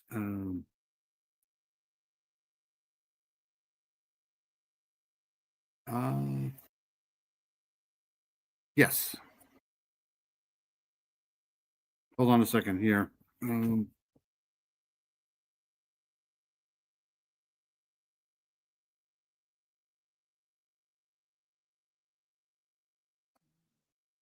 Pike, a 14-year-old native. Yes, Pike was originally placed in a group. Yeah, this story here is just sad. It's awful. Hikers found contractor trash bags to remains of an unidentified female later identified as Pike. Yeah, that's the one. I may be late on that. Sorry. Checking campus buildings, spreading the word. This is a small community. Something like this certainly shakes their sense of security. There's no word yet on the cause of death. Uncooperative, that is the word the sheriff in Santa Barbara County is using to describe Melody Buzzard's mom, Ashley. Melody is missing. Police say surveillance video. We're going to do this one next here, I think. Is this, yeah, this is Melody. Shows Melody with her mom as recently as. Yeah, we're going to be doing this one next. October 7th. They say the mom traveled with Melody out of state, but then did not return with the 9-year-old, adding that the mom has been unable to provide satisfactory answers or information as to Melody's whereabouts, safety, and location. The picture that we have of Melody is from 2 years ago, according to police, making it even more challenging given how much kids can change in that time. We know the mom's house has been searched, but police have not said yet what they have found. A tragic update in the search for Kata Scott in Philadelphia. Police found her body behind an abandoned school. Kata was last seen in early October, leaving her job at a senior living facility. Authorities now saying that she died of a gunshot wound to the head. Police believe Keon King is responsible. He is now in custody and has been charged initially with kidnapping and arson for burning a vehicle. Investigators say King has a history of harassment, kidnapping, and strangling women. In this video, authorities say he is seen stalking another woman who is inside of a house. So the Middlebury school, I was going to do that one tonight too, so I can cross that off, unfortunately. And then there's another one. Hold on a second. Just going through my downloads here. I can't now. Let's play this. Hold on a second. Yeah. House. He wanders around the property. He's peeking in the windows. She's terrified. He is going to be in court next month to face charges in connection to Kata's case and murder.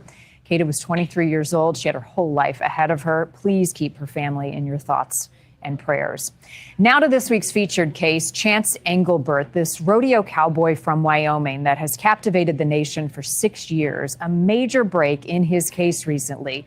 Police uncovering human remains in Gering, Nebraska.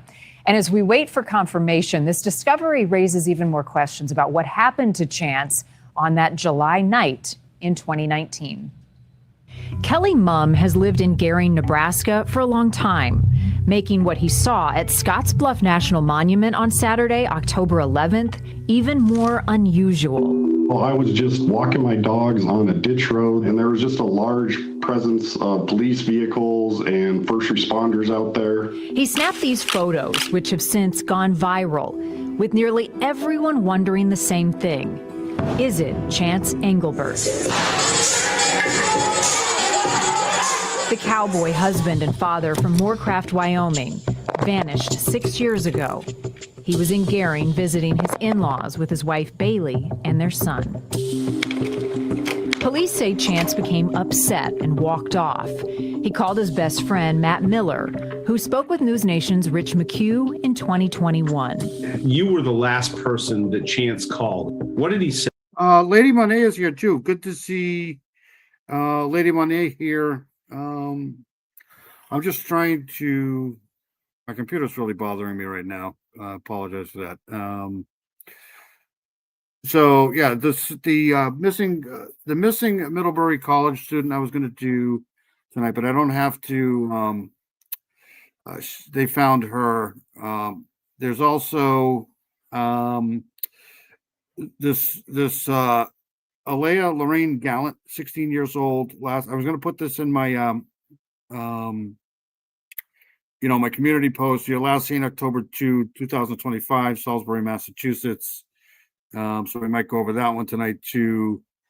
Hold on a second here. And then there's this other one here. The one from Chelsea, Massachusetts, the missing teen, Natalie Wells, missing since October 15, 2025. So we might do that one too. I mean, there's just so many missing person cases. It's really hard to remember them all. And I usually, like I said, I usually put them in my community posts. Who's this? This is, I think that's Pike right there, Emily Pike. So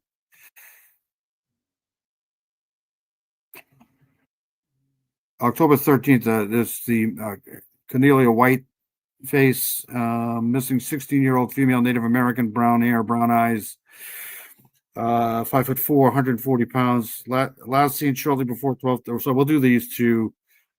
This is in South Dakota, missing since October 13th, 2020. So I have all of these in my downloads, and I usually, like I said, I usually post them in my community post, but I've been kind of lazy lately. I apologize.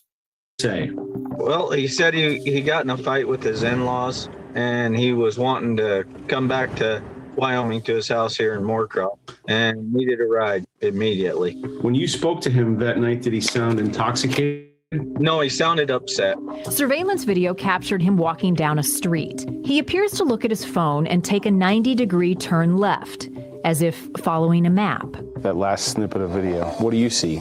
I see a kid that had a mission and he knew. Definitely good to see Lady Monet in here.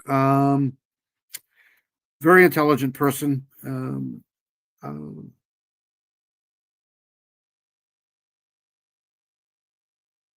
Weird story out of the Upper Pennsylvania. FBI dug up acres looking for bodies. Yes. Sorry, here we go. We wanted out of town. Chance's aunt also received 2 strange texts. Then, according to the sheriff, his phone went dark. Later that night, a storm hit Gering, bringing lightning and high winds, and no sign of Chance. The next day, his wife Bailey filed a missing persons report. I see the video of him walking down the street on the surveillance cameras, and I replay that every day thinking that I'm going to figure out where and why. But nothing's coming yet. In 2024, new leads from a volunteer private investigator who once worked on the case. A convenience store clerk says they interacted with a man fitting Chance's description, claiming he was having a tense conversation at the back of the store, purchased a drink and tobacco. Chance was actually in a good state of mind. He didn't appear to be heavily intoxicated. It did confirm to us that he was actually out walking during the storm. Another witness contacted the tip line saying they saw two women in a state of panic, trying to stop traffic in the area where Chance was last seen. They were picked up by a truck. We have questions. What did you see that night? What spooked you? What made you nervous? Why were you trying to stop traffic? We think possibly they may have seen. The plane crash on I-95. Is that the one? I think I did. Basically what I do is, when you send me things, I usually try to open them and then I put them into my downloads files. And then I try to, look into them in the week at some point. It's just been a very busy week. There's a lot of shit going, a lot of stories, a lot of shit going on. But thank you, Paula, for sure. Chance they may have seen somebody out that night. The discovery of remains is the most significant development in this mystery to date. I mean, look at this. You're looking for, right? Hold on a second. Seen Chance they may have seen somebody out that night. The discovery of remains is you're looking for human remains here.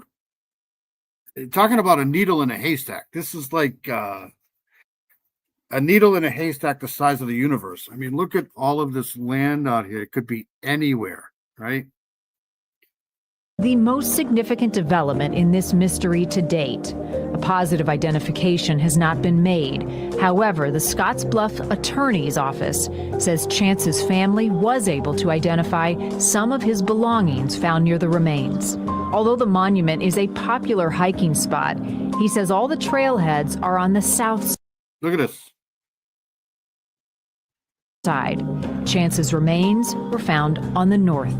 And where the body was actually found is very rugged terrain. And I've never seen anyone actually hike up kind of out there. You're only supposed to be on the trails. People have speculated whether or not Chance could have walked from Gehring out to this area. How far is it, and is it walkable? That is actually in Gehring right there, so you could walk there. The video you showed would probably be a mile and a half from there. So yes, it's very possible he could have walked to there. Joining us now to talk more about this case and the investigation is Ryan Couch, that volunteer private investigator who has worked this for the last several years. Ryan, welcome back to you, and thank you for being here. First of all, just the revelation that remains were found. I got an alert instantly, since this is a case that we have prioritized. Where were you when you heard, and what did you think about the proximity to Gehring? I first heard about it when Dawn contacted me. Chance's mother contacted me first thing in the morning and said she'd received a message from Gehring Police Department and to give her a call. Hold on a second here. What am I doing here?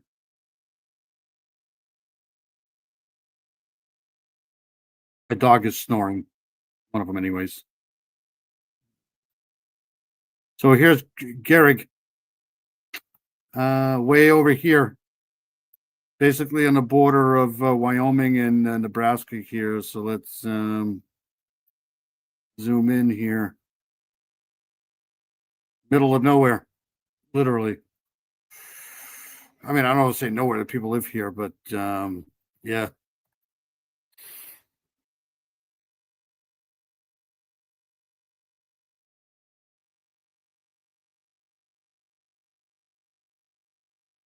Look at this car.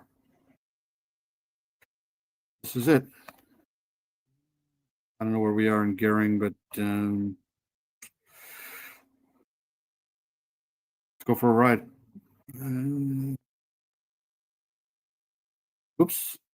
I don't know where this is. This is U.S. state. Let's go over here. So yeah, it's nice, nice town. So that's the power grid right there, I think.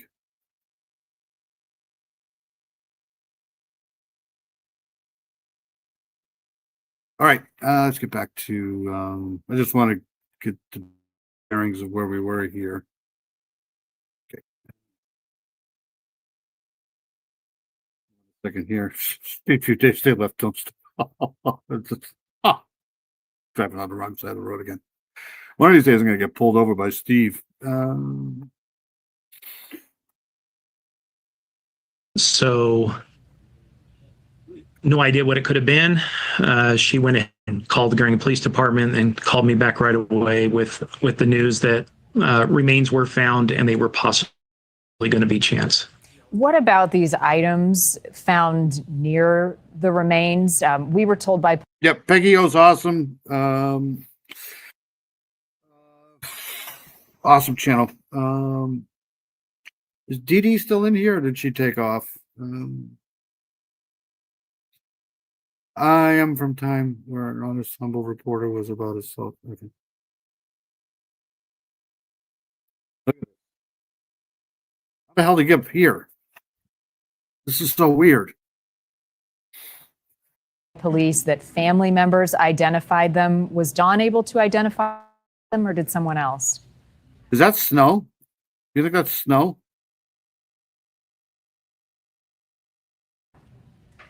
Dawn did not identify the items that were found with the remains. Again, family is all encompassing and it could be different members of the family. However, Dawn was notified that some of the items found were identified. We're so happy for Heather. Heather is such an amazing freaking person. I just can't get over it. It's so awesome. Mr. Steve, where are you? Somebody asked a question here. I lost it. Doesn't look like they're even dressed for snow. Yeah, I don't even know if is that snow. I don't know. Somebody asked a question. I forgot. What year did he go missing? Hold on a second here. It's down here somewhere. 2019, I think. Is that snow? I don't think that's snow. That might be clay. Is that clay or? As possibly belonging to Chance. What items were found, Ryan? Do you know? I do know.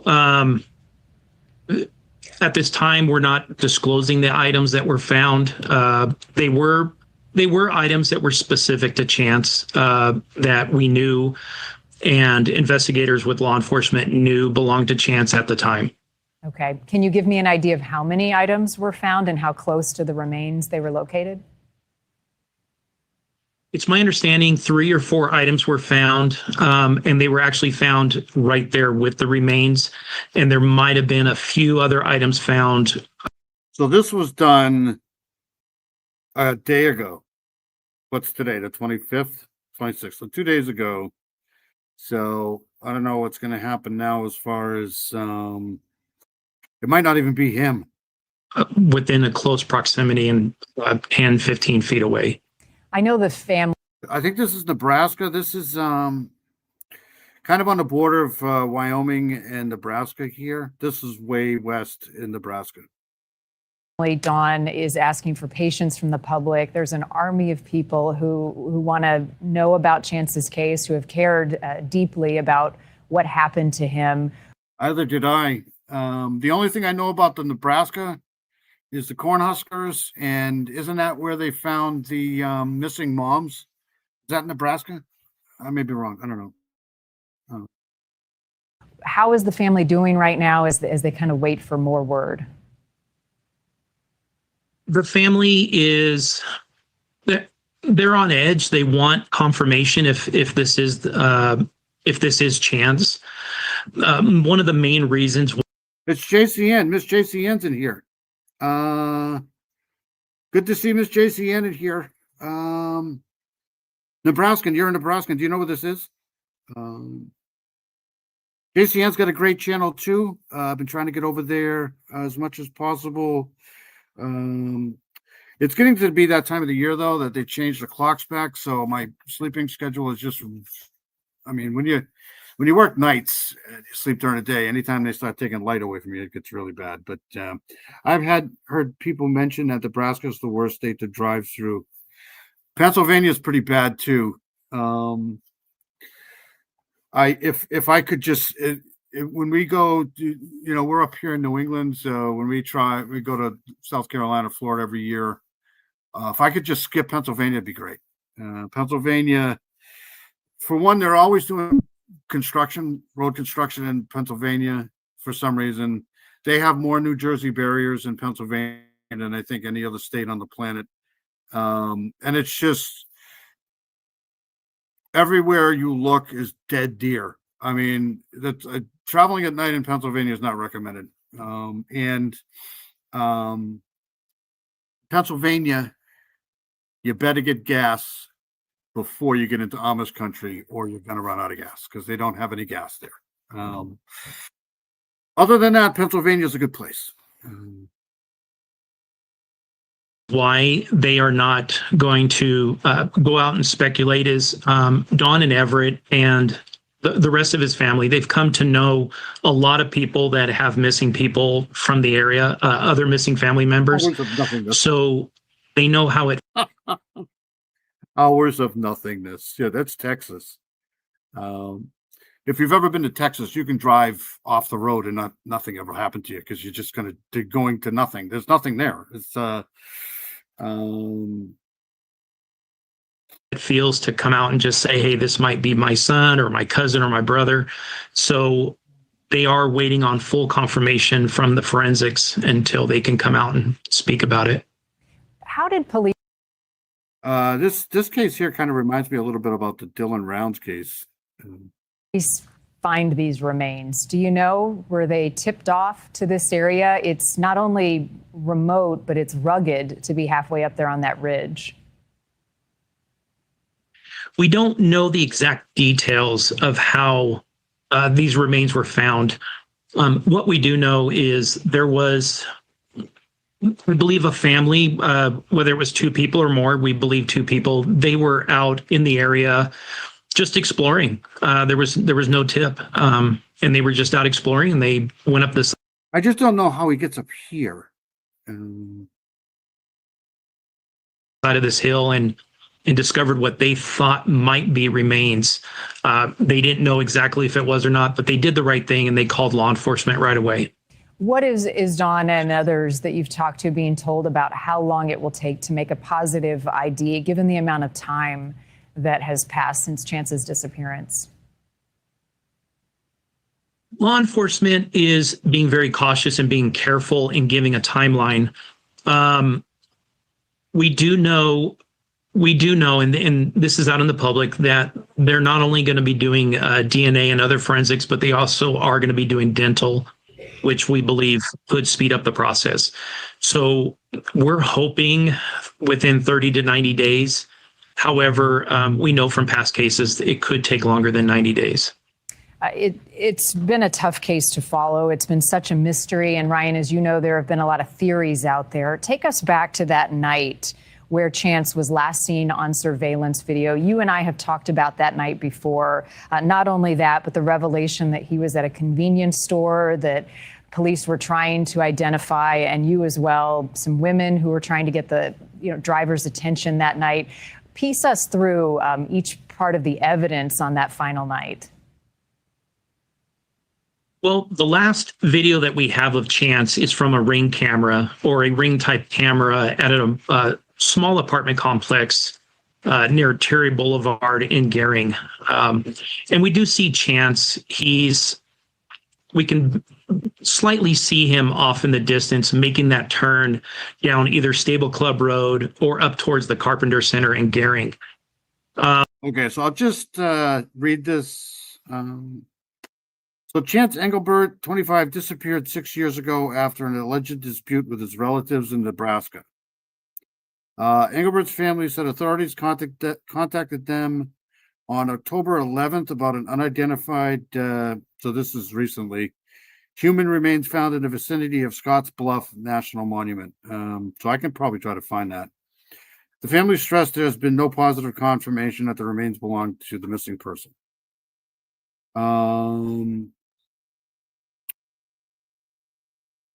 Engelbert was 25 when he went missing in July of 2019. At the time, Engelbert was visiting the family of his wife with the couple's infant son in Gering, Nebraska. Hold on a second here. Let me share this.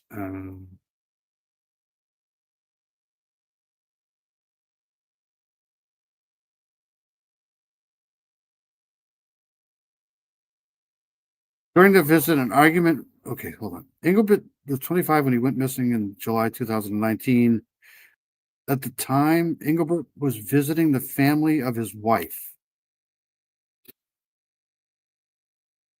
with the couple's infant son in Gering, Nebraska. So he was visiting family. So he was married at the time. He was visiting her family with the son.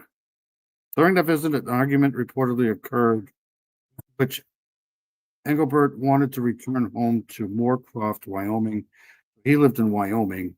He then contacted a friend, Matt Miller, who lived in Gillette, Wyoming, to pick him up. In a 2022 interview with News Nation, Miller recalled telling Engelbert to wait. He got in a fight with his in-laws and he wanted to come back to Wyoming. He sounded upset. He added he wanted to get the heck out of Nebraska. And that's him right there.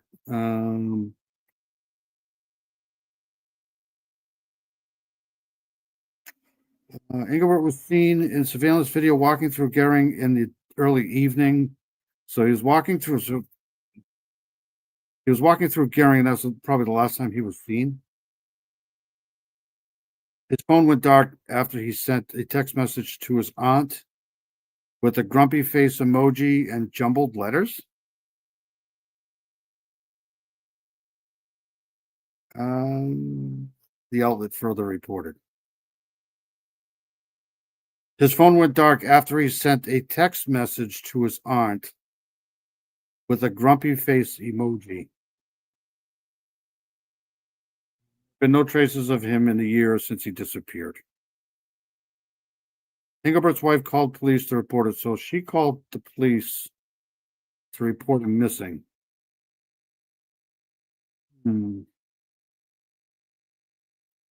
All right, let's get back to this here. Sorry. Scotts Bluff is in Gering, Nebraska. Thank you. That's strange, huh? That's kind of strange that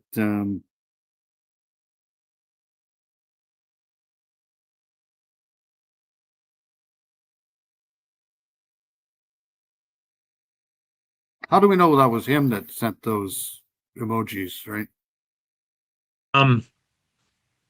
Okay, so this must be him walking through Nebraska, Gering, Nebraska.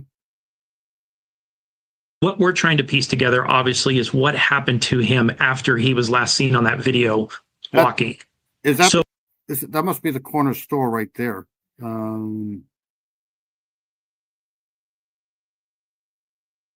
Sorry.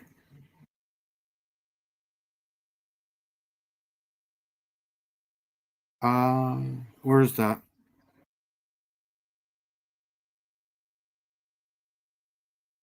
Now I got to find that place again. Give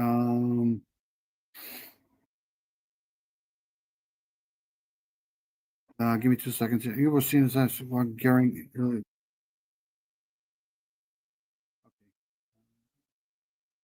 So we do have a witness that came forward that worked at a convenience store about 3/4 of a mile north of. That must be that there. What is that? Is that a convenience store that you think? Where he was seen. And this store clerk, he said that he did see Chance that night, identified the specific items that Chance may have bought, and possibly somebody in the store that Chance may have known and had a conversation with. Nebraska? So obviously we want to identify who that person is in the store that he had a conversation with. But most importantly, around the time of the storm, which the storm was on and off most of the night, but around 9:30, 9:45 is when the storm really started to hit.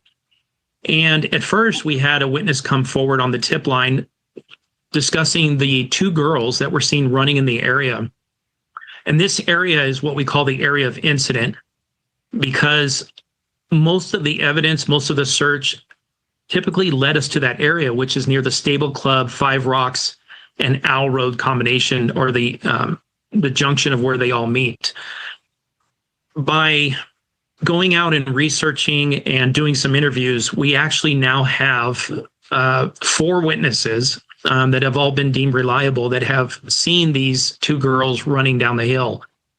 And one of our last witnesses that came forward, she actually came forward within a month of Chance going missing and made a post about the 2 girls running. So the information. What? These 2 girls running down the hill. And one of our last witnesses that came forward, she actually came forward within a month of Chance going missing and made a post about the 2 girls running. So the information about the 2 girls seen. Unbelievable. Are they even investigating this, you think? Oh, hold on a second.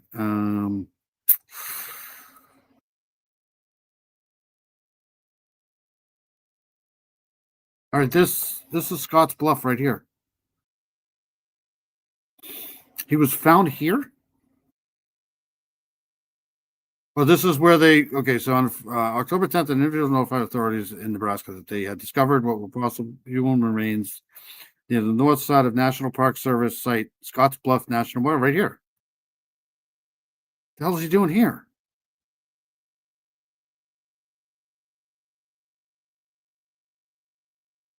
Wow, okay. You can't make this stuff up. All right, hold on a second. Let me get back to this here.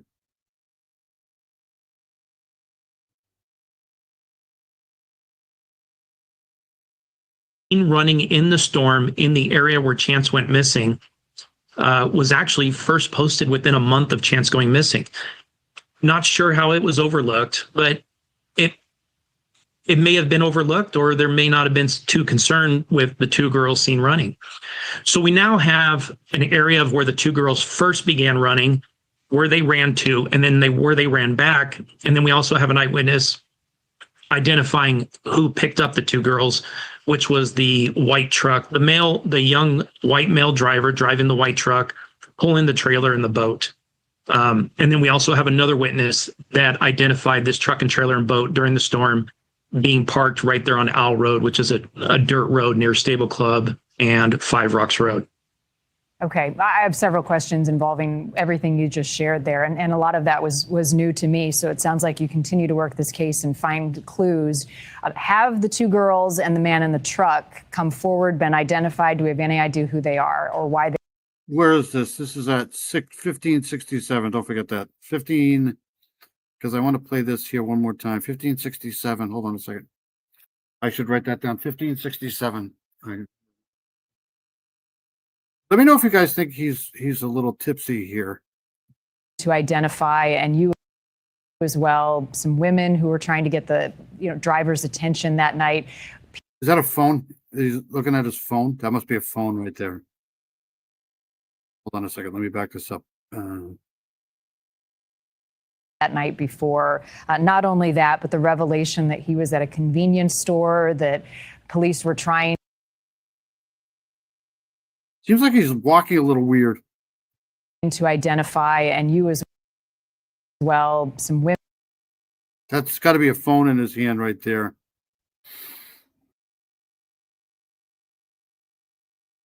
Women who were trying to get the. No, maybe not. Driver's attention that night. Yeah, that's a phone, right? You think that would be a phone? He's looking at his hand. Hold on a second.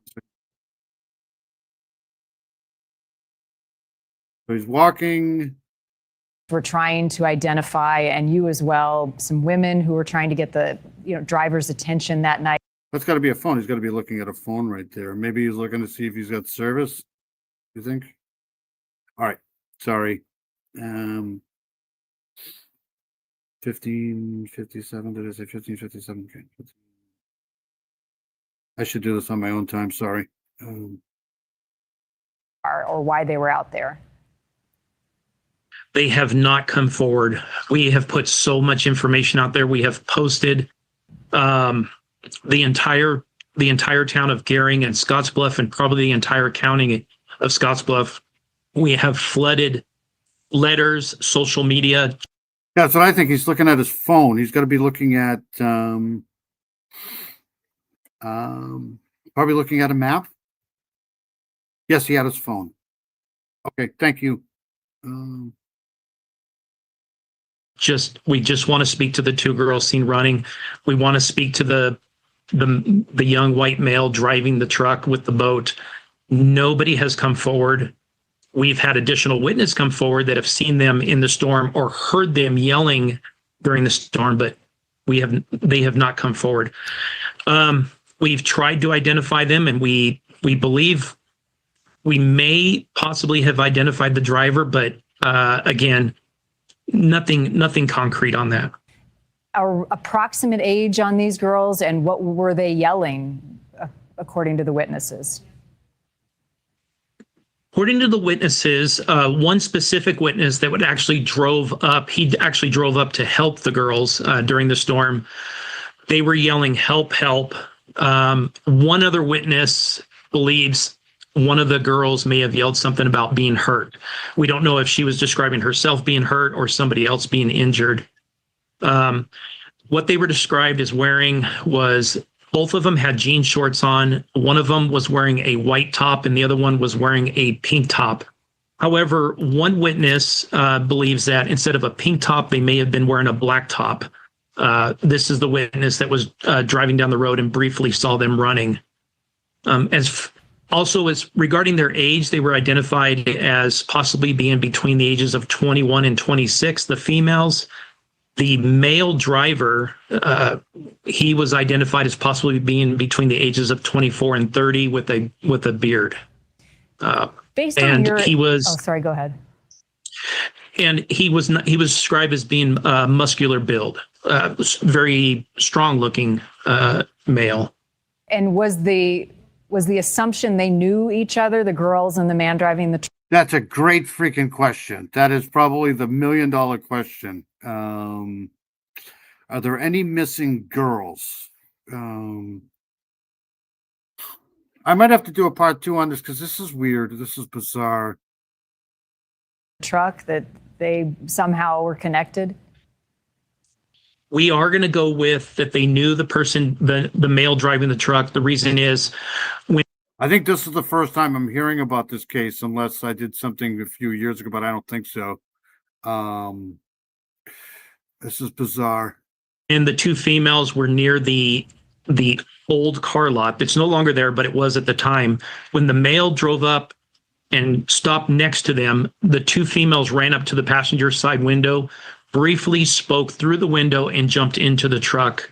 And they got in very, according to the witness, like that was going to be their ride. Okay. Based on how long you've been doing this, and you've got a young man who goes missing in a small community that has garnered not just local but national coverage, the fact that these people have not come forward to talk about what they were doing out there that night, what does that indicate to you investigatively? To me, it tells me, based on the evidence, that they saw something that night. We don't know what they saw. We don't know what spooked them. We don't know what scared them. We don't even know why they would get out of a vehicle in a downpour type of storm and start running around in the area. They had several chances to seek shelter underneath the railroad bridge. However, they didn't even stop to seek that shelter. They continued to run in the storm and run past the bridges. And they did this twice, once southbound, ran up to the back of the railroad tracks, and then again northbound. So to me, it tells me that they saw something that night. This is around the time that Chance was in that area. This is close to the time that Chance's phone suffered the catastrophic failure and went completely silent.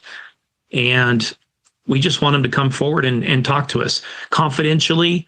If not us, speak to law enforcement. Just let them know what you saw that night. The family, I believe the family deserves to know. Yeah, I do too. Any surveillance, any images captured of these people that night? We don't have. I honestly don't think I have the brain power for this tonight. I just don't. I mean, who are these two girls? I mean, what's going on with the wife's family? The wife's family hasn't really spoke out either.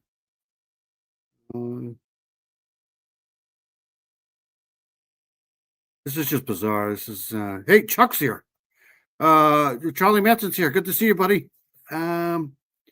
It'll drive me nuts. Great. Thank you. Unbelievable. I'd have to listen. I gotta this is perplexing. Have anything we don't have any images, we don't have anything like that. We've attempted to view video from a truck stop that was to the north. We don't know if there's any images on the outdoor video. We would like to see if we can identify the truck and the trailer if it drove by there. But we've been unsuccessful in getting that. And I apologize if you said this, but the truck and the trailer, there was also a boat. Or it's a boat trailer. The boat was described as a metal boat, but small, not like a canoe or nothing like that. But it was described as being a small metal boat with an engine that could hold maybe 2 or 3 people at the most, like a small fishing boat. The proximity, Ryan, to where all of this was happening, near the train tracks during the storm, how far is that from Scotts Bluff National Monument, where the remains were found? It's within 1 mile to 2 miles, maybe even less. Of course, we've tracked the different routes to get to where the remains were at. So we're looking at 1 mile, maybe 1.5 miles from that area, what we call the area of incident, with the truck and trailer and the boat, the 2 girls, to where the remains were found. You know, as part of what you do, you don't want to speculate, but you also theorize of all of the possibilities, trying not to rule anything out until you have conclusive evidence. Based on what you know so far, that area of incident that you talk about, how much seems to be pointing to that, what do you think? Did you say Monument Grill? Is that where they were? Not a boat, a boot. I'm trying to find that the truck stop. Green Plate, Nebraska Regional. There's an airport there, Western Nebraska, Scotts Bluff Regional Airport. Trying to find, so if that's Oregon, Old Oregon Trail, is that the one? I gotta look at this because this is just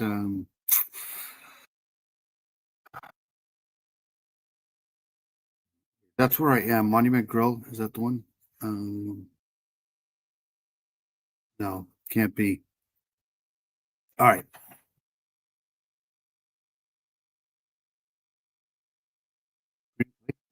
Green Plate. I'm just checking to see if they would have any cameras at this truck stop. Think happened? It's take coffee. It's hard to tell. It's difficult to understand why Chance would be on the side of the slope of the monument. We would never. Dude, I have no idea. What is the connection to the victim for these? I have no clue. I'm going to see the Springsteen movie on Monday night. Oh, cool. Understand why Chance. I'm going to try to find out though. If he walked up there, why he would walk up there.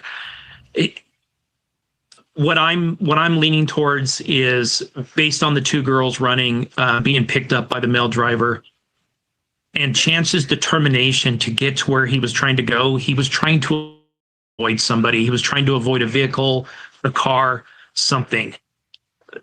To me, if you're walking up the side of a hill, and just guessing right now, if he was walking up the side of that hill, he was trying to get away from somebody. And I believe Chance was injured that night. Whether he was injured by a vehicle, a person, or he was. Well, that's what I was trying to figure out in this video that they had of him walking. It did look like he was walking with some sort of a limp. Like he wasn't walking. I'll have to look. I'll have to replay that. Maybe I can find a better. But it looked like he was kind of.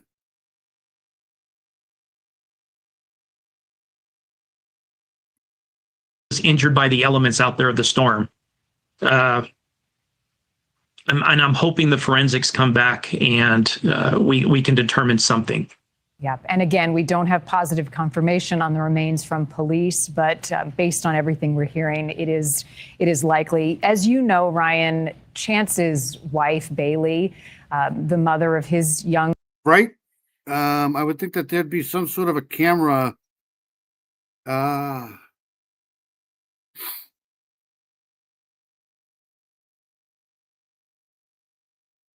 Boy Banks at the time. She and her family have received a lot of finger pointing in this investigation. Police have told us that she and the family have been cooperative and forthcoming. She has denied that they have anything to do with Chance's disappearance and call his disappearance devastating. Anything you can shed light onto whether or not any of what's coming their way is warranted, and how does Chance's side of the family feel about what's going on? So obviously, I've never spoken with Bailey or any members of her family. It's unfortunate that a lot of unnecessary theories and non-evidence-based theories were pointed at them. Chance's mother has come out numerous times and tried to squash some of those theories and unvetted rumors. However, it was without success. As far as the family, they definitely want these forensics to come back, anything regarding injury or anything like that, so they can move forward and try to find out what happened to their son. Are they in touch? Is Dawn in touch with Bailey? The last time I know we spoke with her. It's so weird. That's what I'm saying. He's holding a phone. It looks like he's holding a phone. And they couldn't, I don't know. She hadn't seen her grandson. How difficult has that and this entirety of the case? This is just terrible. Been for all of those involved, based on. So he went to. Okay, so this is effed up, man.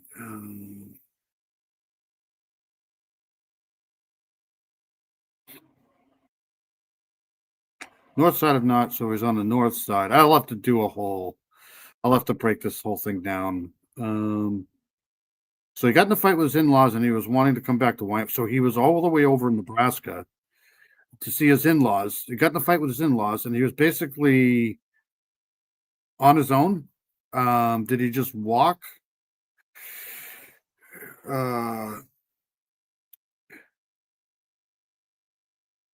He contacted a friend, Matt Miller, who lived in Gillette, Wyoming, to pick him up. So it's just kind of like here in Macron, he needed a ride immediately. I mean, I'd start there, right? That's where I'd start. All right. Anyways, I'll get out of this here. I have to. Maybe someone took his phone. Exactly. If you owe taxes and have unpaid tickets or warrants, they find you easy. Absolutely. They'll find me, that's for sure. John Paul Hansen's here. Hey, buddy. Do his in-laws own a boat? That's what I'd ask too. I would start at that house for sure. I don't think they ever investigated this, to be honest with you. It's good to see John Paul Hansen in here. Awesome musician, awesome guy. I try to get over there as much as possible too. I've been kind of slacking on the lives because I've been watching sports and shit. The the typical excuses. All right, so let's go to this case here. We followed this case millions of times here, but there's an never-ending information about this case. All right, so this is this came out. When did this come out? 2 days ago. OnlyFans model Courtney Clenny's attorney joined Court TV to discuss her trial date and new evidence that has emerged in this case. We've done numerous videos on this case here. This is the OnlyFans model who's being accused of unaliving her boyfriend. In this, I call it like a toxic relationship here. So let me see if I'm sharing this. Yep. Okay. So here we go. He and the defendant, Clenny, had been involved in an extremely tempestuous and combative relationship. You think? I'm not supposed to be laughing about this stuff because it's, sad, I guess, but this was a bad, this, they should have just walked away. This is terrible. Touch me! What is going on? He had my neck, and this happened twice before, where I couldn't breathe. I was sober for 2 weeks. 2 weeks. And now why am I not sober? Because of you. In our spotlight this morning, the case against former OnlyFans model Courtney Clenny is delayed yet again.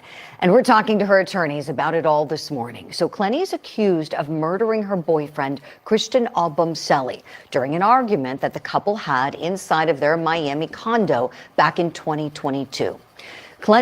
Yeah, this is, so apparently they had this, she was basically the breadwinner. She was an OnlyFans model. She was making like $1 million a year or whatever. I mean, she was doing well. She's claiming that she unalived him in self-defense or something like that, or if it was an accident. And they're saying that's not true. This was one of those relationships that, I don't know. I wasn't there, so I just don't know. Claims that she threw a knife at Albumselli in self-defense. She was arrested more than 3 years ago and has been held without any bond ever since. Here's her attorney, Frank Prieto, in court last week talking about the delays. We need to get this moving again. It's good to see Fur Baby Daddy in here again, though. You must be exhausted. You were up all morning with your live. Dirty Diana's awesome. She's got a great channel. I was up out there this morning. I pretty much fell asleep here at the table. So here we go. Clenny's been in custody now 3 years and 2 months. It's time to get this in a realistic trial date position. Prosecutors rejected claims that the state is drawing out the case, telling it's your fault where you smoking cannabis. Okay, awesome. Do you want more help?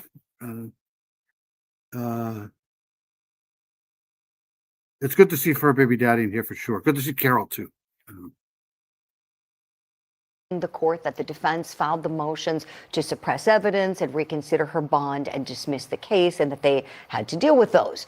Now, the hearing to reconsider bond is now set for November. So we got November 4th, which is next week, basically a bond hearing. So hopefully we'll probably do another one of these next week after this here. Trial December 1st, trial date postponed. December 5th, deadline for judge to respond to attorneys. So this is already happening. Upcoming court dates. Deadline for judge to respond to attorneys' filings. It'll be a miracle if they let any of this go. December the 4th, and the December 1st trial date has been postponed. The judge set a December 5th deadline to respond to the attorneys' filings. No trial date is on the calendar at this point. So let's bring in Courtney Clenny's attorneys, Frank Prieto and Sabrina Puglisi. Good morning to you both. Thanks for coming back on the show. All right, so let's talk about where things stand now. Let's talk. This is funny shit.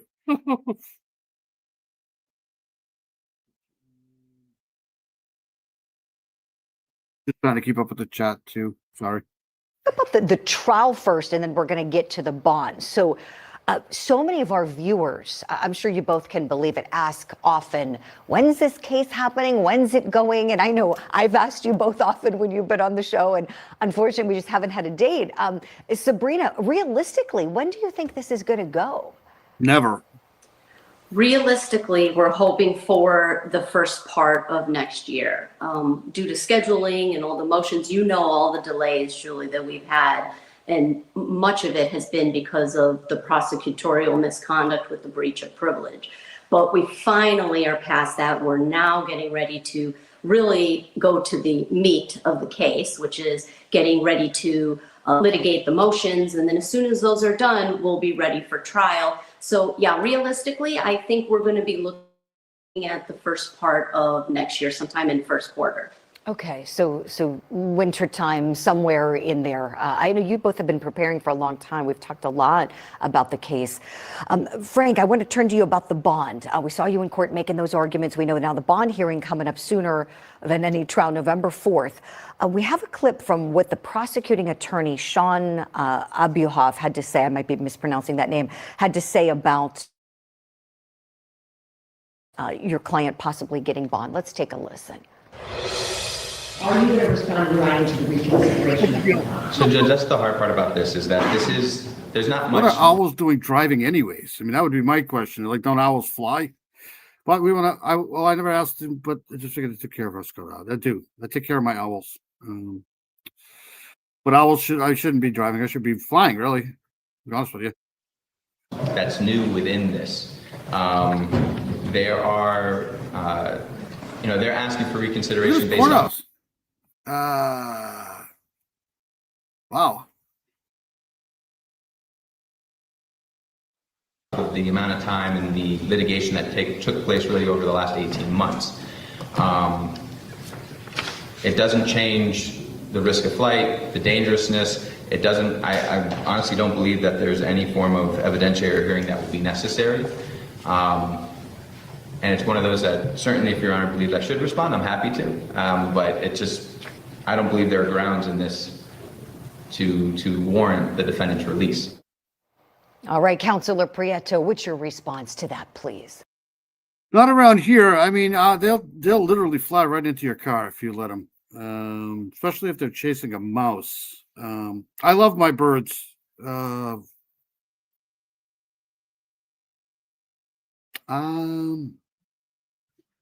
know some owls eat skunk, so.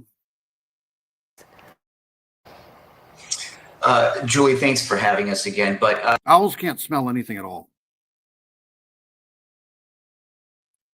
So listen, the prosecutor, he raises a fair point. He's indicating that saying Right, that, so this hey, criminal look, defense Judge, attorney who specializes in that kind of trafficking and organized crime cases. Cool. there's nothing new here. There's no new evidence. And so that the court should deny it. And Judge Wolfson is going to He consider might get away with this. She might, I don't know. his argument. She indicated she's not sitting in an appellate capacity to overturn Judge Cruz's decision, but we did raise new issues, and one of the issues, it's connected to our motion to dismiss. We found out in a collateral proceeding that a witness, the first person to Rescue all the owls, like rescue all the dogs. Yeah.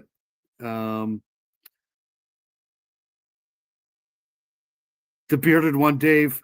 One of these days, I'm gonna clean myself up here, and you guys aren't even gonna notice me.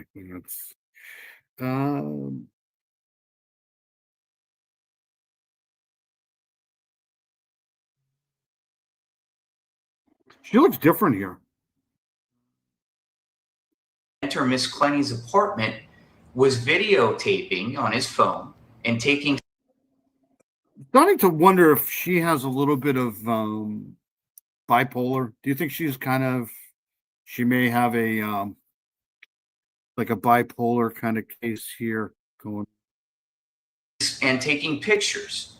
And after the police were interviewing him, they instructed him to delete all his videos and all the photos, which was the pristine alleged crime. You guys are all awesome. put it that way. To be up this freaking late listening to my bullshit for 2 or 3 hours. You guys are keepers for sure. You guys are awesome.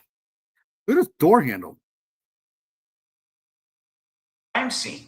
So this is new evidence that I think the court needs to consider. That this would have been helpful for the defense. It raises issues of the preservation of the crime scene. She's out of it. I don't know what's going on. I don't know if they're drugging her or something, but she looks out of it here. And I think that it's something the judge should consider, along with the previous misconduct on the part of the government, to say, hey, look, there is new evidence here. I can reconsider bond. And hopefully Courtney will be out while we prepare for her trial. Whoa. Okay, Frank, we want to back the truck up with you. Back the truck. I am horrified. So, I guess first question. She looks terrible in that. I wonder if they've had to sedate her.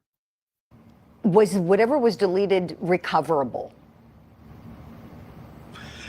According to that civilian witness, he deleted everything at the direction of the police, and then that was approximately. It's strange. There's no gag order in this. This is weird. Then he changed his phone. Look, the government should have been aware of this because the video that they turned over, surveillance video, the government turned over to us from the elevator, shows this individual on. She just looks really like what's the word I'm looking for? She looks very PO'd. There's books on that. Owls and UFOs, cool. Same 3 letters. Well, not the same 3 letters, but three letters, 3-letter words. I'll have to look at that again, but she doesn't look good at all. On his phone, clearly filming. The government should have. They were in a better position when they had this before they even filed the case. They should have preserved that. They should have interviewed this gentleman. They should have served, iCloud warrants, whatnot on his. He was paying. I think she was paying like $10,000 a month for this place in Miami. Look at this. $10,000 a month in Miami doesn't get me. It really doesn't get you much here. Look at this place. His phone, and it turns out he was never even interviewed by the state attorneys in this case. In fact, the lead detective never interviewed this guy. It was apparently a patrol officer who stood over him, according to his testimony, and made him delete all the video and audio. Now, what was on there, we don't know. Obviously, the camera wasn't there when the event took place, when Miss Clenny was defending herself, but this is what we call a Youngblood violation, destruction of evidence, and that's the basis for the motion to dismiss, which ties into our reason to ask for another bond. Wow. I mean, I'm. She's gonna get away with this. They're just, they're so dumb. I can't say I'm surprised. I mean, these things unfortunately happen. Good on both of you discovering that and being able to raise it as a viable issue for your client. And I would think, and I'm certainly not trying to speak for anybody or put words in anyone's mouth, but I would think the Albumselli family would probably be disgusted as well, because if there was something, like you said, Frank, you don't know what's on there that they may want to see. I wouldn't give a penny more than $9,000 a month. Yeah, probably barter it. You'd probably get away from me. Must be a full moon tonight. My cats are going crazy. Owls appear in the experience as many people who report UFOs. Well, probably because you're out at night. She was making crazy money. I think she had when she got arrested, she had like $3.4 million or something like that she had to, I don't want to say sign over to a family, but something like that. She was making buco bucks for sure. Obviously they're very upset and coming from a different perspective than you both are. You're advocates for Courtney. I can't believe a police officer would tell a witness to get rid of potential evidence. It happens. I've seen it happen before.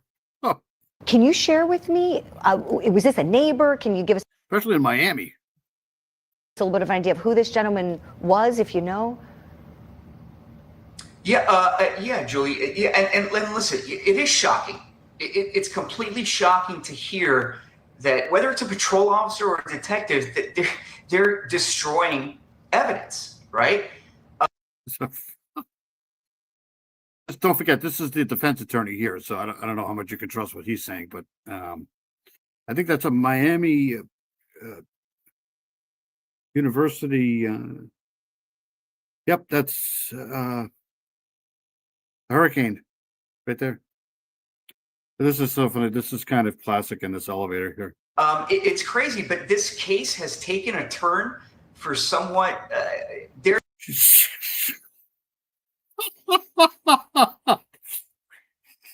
This woman here, watch it.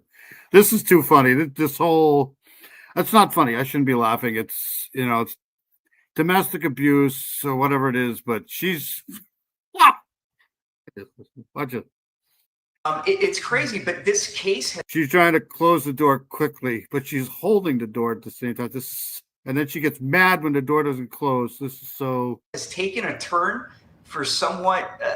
There are so many issues that have come up in this case. You're well aware of the misconduct, the reading of our attorney-client privilege communications.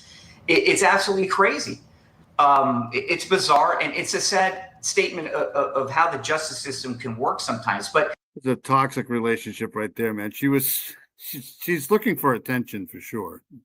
This gentleman was one of the employees of the condominium. Oh, wow. So he was there first with the security guard filming, which would have, revealed what was occurring at that point. It was minutes before the cops got there, the police officers. So. Yeah, exactly. He was there before them. Boy, that's really unfortunate. But that's a really interesting issue, even if it doesn't support your position at the bond hearing, perhaps at trial. It's obviously you two are such pros. You'll explore that on your crosses. Sabrina, let me go back to you, please. We know that you all have filed motions to exclude many of the phone recordings. Courtney and Christian recorded each other, a lot of toxicity, as we know. The phone calls that he recorded that are very damaging to her. Where does that stand? We have that pending. Yeah, I'm not saying she's perfect by any stretch of the imagination, but usually when you see stuff like that, it's people looking for attention. Maybe she has some sort of a bipolar thing going on, or just yeah. I feel it too.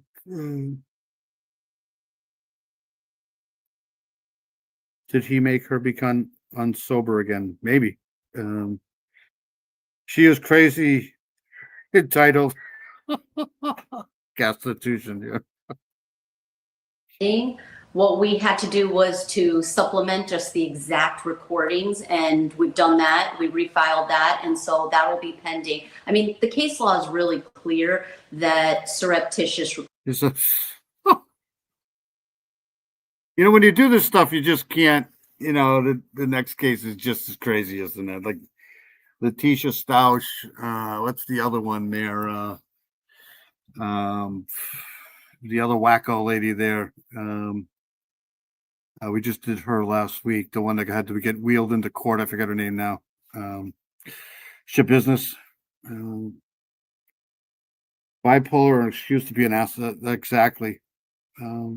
Recordings should not be admitted into evidence. And honestly, when you think about it, this is the whole thing of what Christian used to do, right? He used to taunt her. He used to gaslight her, get her to a point, and then he would record her. We don't know anything of what occurred before those recordings started. And that's why not only is it illegal to record somebody without their permission, it also is very unfair because it doesn't portray exactly what occurred during the situations. Yeah, tough case. This is, I've said it before, I'll say it again. The best thing going for Courtney Clenny are the two of. I kind of feel bad for her in a way, but I mean, she did. Allegedly end up on a living stuff. I don't know. I don't think he was making it any easier on her, but some folks are just unpleasant. That's perfect. He gets wheeled into court. Yeah, that's so funny. That was terrible. She is definitely an attention getter. Taylor should business for sure. But they all look, they both kind of look like they have the same problems. All right, so let's go to just Melody Buzzard here. Hold on a second. Obviously, I'll keep following this. This case may never go to court here. She'd probably get bond though. I don't know why they would keep her. All right, so this poor kid here, Santa Barbara County Sheriff's Office released new pictures Friday showing missing 9-year-old Melody Buzzard wearing a wig at a car. This is another one of these crazy, what's going on here, right? Before leaving the state with her mother. Melody's aunt, Elizabeth Meza, joins Banfield to discuss. Apparently, there's been some sort of new footage of her, but hold on 1 second here while I play this. Wheeling Miss Daisy. That's perfect. Was spotted on a road trip with her mother, Ashley Buzzard, on October 7th. A road trip that took them to Nebraska and back again in 3 days. The trouble is, Ashley returned home to Santa Barbara County on October 10th without little Melody. So police opened a missing child investigation, but they're not getting any help from Ashley. And now they're releasing a new photo of little Melody from a California car rental office on the day the road trip began, again, October 7th. Police think that little Melody might be wearing a wig in this photo, possibly to conceal her identity. Investigators say Ashley is, and I That her? Really? quote, known to wear wigs. So this is coming from the police. So they're saying new pics show missing girl in wig. So this is from the police. They also say Ashley has not been cooperative in this search, nor provided any real explanation as to where her daughter might be since returning home without her. Relatives say the same thing. Melanie's dad is deceased, and his family says they haven't seen Melody in years. Yeah, she's a cute kid. The nose is the same. Elizabeth Meza is Melody's aunt on her father's side, and she joins me now. Elizabeth, thank you so much for being on with me. Let's just start with the breaking news, that picture that the police have released of what they say is Melody at a car rental agency. Does that picture look to you like your niece? I mean, we haven't seen her in 4.5 years, so what we know her as, I mean, she was just a little 4-year-old girl when we known her. But that nose definitely, reminds me of her dad's. So yeah, it does look like her. And your late husband's brother was Melody's dad, and he died in a motorcycle accident when she was just a baby. So was that when Ashley cut off the rest of the family and wouldn't allow anyone to see her? That was when it started. Her mental health declined even more, and she just slowly cut everybody off even more. We did have a little bit of contact. I know my husband got in contact with her at one time and said, if you don't let the family see her, at least let my mom see her. And we saw her one time, I believe it was after her birthday, after Easter. My mother-in-law had presents for her, and she did come over with her. But you can definitely tell at that time Ashley was unwell. She had her hair very short, like a buzz cut, and she was at that time wearing a hood. And she... I should call this channel the Mod Channel. Yeah, that girl's not 4 years old, no, for sure. She didn't stay for very long. She told my mother-in-law, I can't do this. And she took Melody, and that was the last time we seen her. Well, this is what's so frustrating is that, with reports like this and the fact that no one's been able to see this girl, where has CPS been in all of this? Like, I want to say it's a massive. So weird. It's just so, it's so depressing. When you think about these child protective service places, it's just so, I think that's one thing that needs to be fixed. It's just, it's depressing to know that these people just don't do anything. Called pass the buck, usually. massive failure. If it's been months since she picked up her assignments from school, if the family has said there was rotting food in the fridge that Okay. Have a good night, V. Thank you so much for coming in. Really appreciate it. Good to see you here. Thank you for coming in. Always good to see new people in here. Hope you have a good week. Thank you so much. Yeah, it does. I mean, I'm not positive it's the same person for sure. Definitely a girl, though. she might have been trying to feed this girl. If she refuses to answer the police, if she refuses to talk to family, what are the CPS officials saying to you about this? They really didn't have much to say. They contacted me and they asked if I knew her whereabouts, and I said, Any friend of Heather's a friend of mine for sure. So thank you for coming in. I really appreciate that. what do you mean? We were told that she was adopted out. Is she okay? And they said, we can't tell you that. It's an active investigation. We're just calling to see if they've gotten in contact with you. And I said, no, I have not seen or heard from them. And I said, again, is my niece okay? And is she missing? And they said, we can't give you that information, but if they get in contact with you, please let us know. And no longer than maybe 15 minutes after I hung up with him, I opened Facebook and there was a missing person post. Oh, man. So listen, my first question to you in this interview was, does that look like little Melody? Did anyone from the police call you to ask that same question? Have they kept you in the loop at all, or even asked you to be a part of this investigation? There is a detective with the sheriff's department that called, and because I had left a message and my mother-in-law had left a message, and he called and he said there was a lot of leads, and sorry for not getting back to us right away, but they were working over the weekend, working on leads, and that was on Wednesday. And he just apologized, but he did say they were working on it, and then that's when the FBI came in. And they hadn't had this picture yet, and I asked him if we could review the video, and he said unfortunately they couldn't show that to us at the time, but then they released it today. Thank you for watching. Subscribe below and download our news. So hold on 1 second here, because I have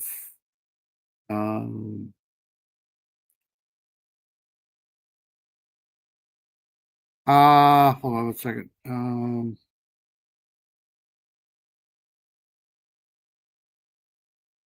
I had it. Now I lost it.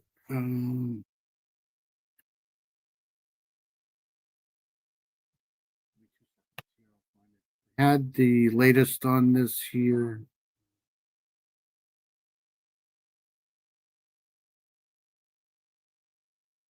Seconds, I'm sorry.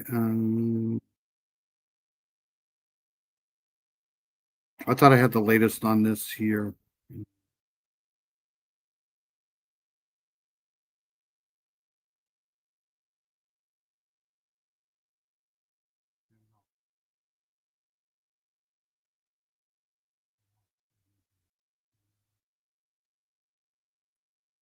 Play that whole thing. What's this one right here? Is it this one? No, I played that already. Okay, yeah. So this is the one. This is this was done 6 hours ago. So hold on a second. Same case, just this one was done here 6 hours ago. New photos of missing girl raising questions. I don't know if it's any new information, but this is just the latest one here. Jorge Ventura is live from Los Angeles tonight with the exclusive new details. Jorge, what are we learning about this? Hey, Natasha. Well, this story really is sending shockwaves through the communities here in Southern California. We are now learning of these newly released images from Santa Barbara Sheriff's Office, giving investigators this new look into Melody Buzzard, even right before she disappeared. And the images were taken from a security camera at a rental car business. And what's striking is that in that image, the child looks very similar to Melody. But as you can see there, the child has straight black hair under a gray hoodie. Hair investigators now believe it is a wig. Now, officials say that Melody was with her mother, Ashley, when she rented a white Chevy Malibu on October 9th of this year here in California. That car was later tracked through Nebraska and Kansas before Ashley returned home, but without her daughter. Days later, Melody was reported missing on October. So weird. It's just strange. Just strange behavior. October 14th of this year, after a school administrator reported Melody's prolonged absence. Deputies went to the family's home, but Melody wasn't there, and her mother, Ashley Buzzard, gave no clear explanation on where her daughter was. Her mother hasn't cooperated with investigators, and still no arrests have been made. Detectives say that the last verified contact with Melody was in August of this year, and until these newly released images, the most recent photo of her was taken 2 years earlier. Now Melody's aunt, Elizabeth Meza, spoke exclusively on Banfield and told us exactly what she noticed in that photo.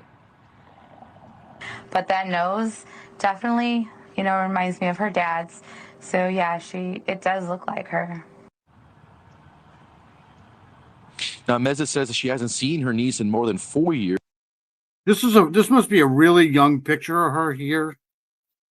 So I don't know if you can go by this. It's just I don't know. Not since Melody's father died in a motorcycle accident. She says that tragedy marked the moment where Ashley began pulling away from the rest of the family. She described to us the last time she saw Ashley and Melody and what she notices that day. But you can definitely tell at that time Ashley was unwell. She had her hair very short, like a buzz cut, and she was at that time wearing a hood, and she didn't stay for very long. She told my mother-in-law, I can't do this, and she took Melody, and that was the last time we seen her. Now the Santa Barbara. This is so bizarre. Anyone with information should call this number 805-681-4150. Broward County Sheriff's Office says that detectives are still chasing leads across state lines, and while the FBI remains involved, the department is urging anyone with information to call 805-681-4150 and to not conduct independent searches that could interfere with law enforcement investigation. Melody Buzzard is just 9 years old, 4'6", about 60 pounds. 9 years old. Authorities say she is still remaining missing, and right now still looking for any active leads on this active investigation. Natasha. All right, Jorge Ventura tracking this case from Los Angeles. Oh, this is so weird.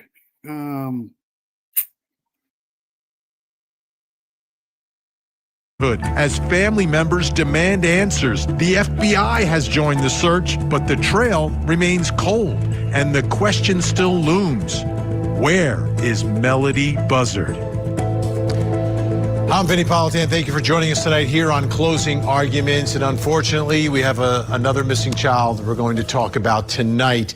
And, through the years, I've noticed a disturbing common theme among mothers. 9. Right? 9 years. So it's 9 years old. Of missing children. Let me explain what I mean. Let's start with Lori Vallow Daybell. This is someone who was confronted about her children, and she lied about JJ and Tylee. Just didn't tell the truth about where they were. She's a freaking monster. That's why. Made up stories, like literally out of thin air, involving her friends, and we get it. We get it. She lied because they were dead, murdered, and buried in her 5th husband's backyard. I get it why she lied. Then there's that woman from Central Florida, you know who I'm talking about, with the initials CA, had a daughter named Kaylee. Well, she lied all about Kaylee. Didn't tell the truth. Made up a story about Zanny the nanny. Confronted by her own parents. Kaylee's... Yeah, I honestly don't know what's going on in this thing here, but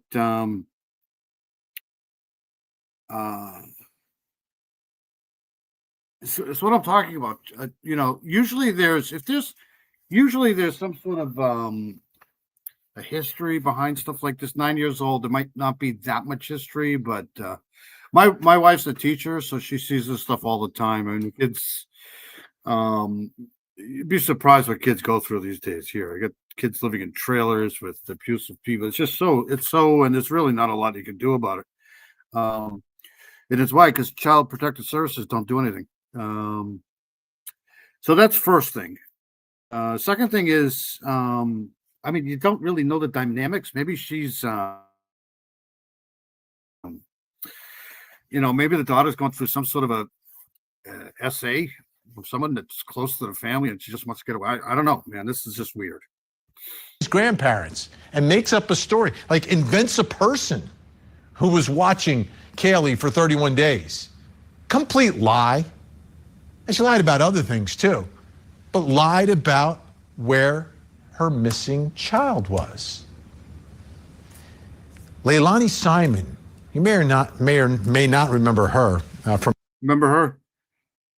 Georgia, South Georgia, lied about her son Quentin, who's like the cutest kid you've ever seen. Made up this story. In the end, it turns out she murdered him, threw him in the garbage, and they had to recover his remains from a landfill. Now, 2 out of those 3 paid for their lies. 1 did not pay for her lies. But that's the way our system works. You've got to prove the case beyond any and all reasonable doubt and convince all 12 jurors. And sometimes prosecutors can't do it. Let's talk now about little Melody and her mom, Ashley. You have this, the Soto case over there in California, too. Is it Soto? Am I saying that right? Soto? The father just pled, he just took the plea for guilty. He's going to do 15 years and be out again. It's like, how does this even happen? A little different here. I'm not getting a sense that she is lying about everything. I'm getting a sense that she's just not saying anything and she's not cooperating, which is an interesting tack. The guy there now, he should never get out of prison and ever. I mean, prison's too good for that guy, but that's how you work the system, man. You take the deal that the prosecutor gives you and you get out in 15 years. It's just it's embarrassing. When you have a missing child that you are solely responsible for, the child's nowhere to be found and you're not saying anything. Well, let's dive into this story. That's honestly the reason why I got into this horrible business called true crime. I mean, people who can't defend themselves, like kids and, severely abused women and stuff like that. And indigenous people who just don't get any attention to them. I mean, these cases just, you just want to punch something. You just do. It's crazy. Here's what we have from the Santa Barbara County Sheriff's Office. Through their investigation, detectives have gathered evidence indicating that Melody was with her mother, Ashley, as admittedly was with her mother, Ashley Buzzard, as recently as October 7th. So that's like 2 weeks ago. Detectives have also determined that Ashley may have driven with Melody in a white Chevrolet Malibu, piece of shit, to locations outside of Santa Barbara County to include the state of Nebraska. What? Do you think she's hiding her for some reason? Recently as October 7th of this year, detectives have also... I wonder if she's hiding her from somebody for some reason. That's what, all the way to Nebraska. Determined that Ashley may have driven with Melody in a white Chevy Malibu. This is important, okay, for folks who may be able to help in this case. License plate number 9MNG101 to locations out of their home county of Santa Barbara County in California, to include as far as the state of Nebraska. So if you live anywhere between Nebraska and Santa Barbara County, need to pay attention. You might be able to help this at this point. At this point in the investigation, Ashley Buzzard remains uncooperative and has not provided detectives with any information about Melody's current location or condition.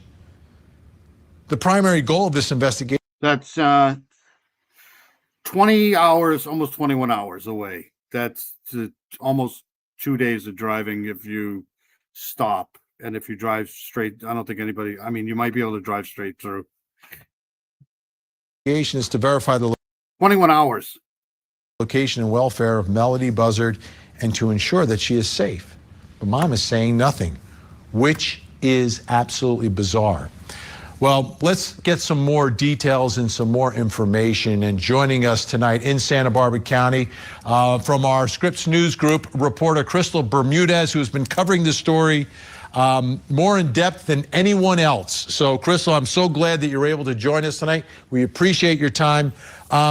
Let's start here because this is the first time we're doing this. I don't know. I think the dad is unalive.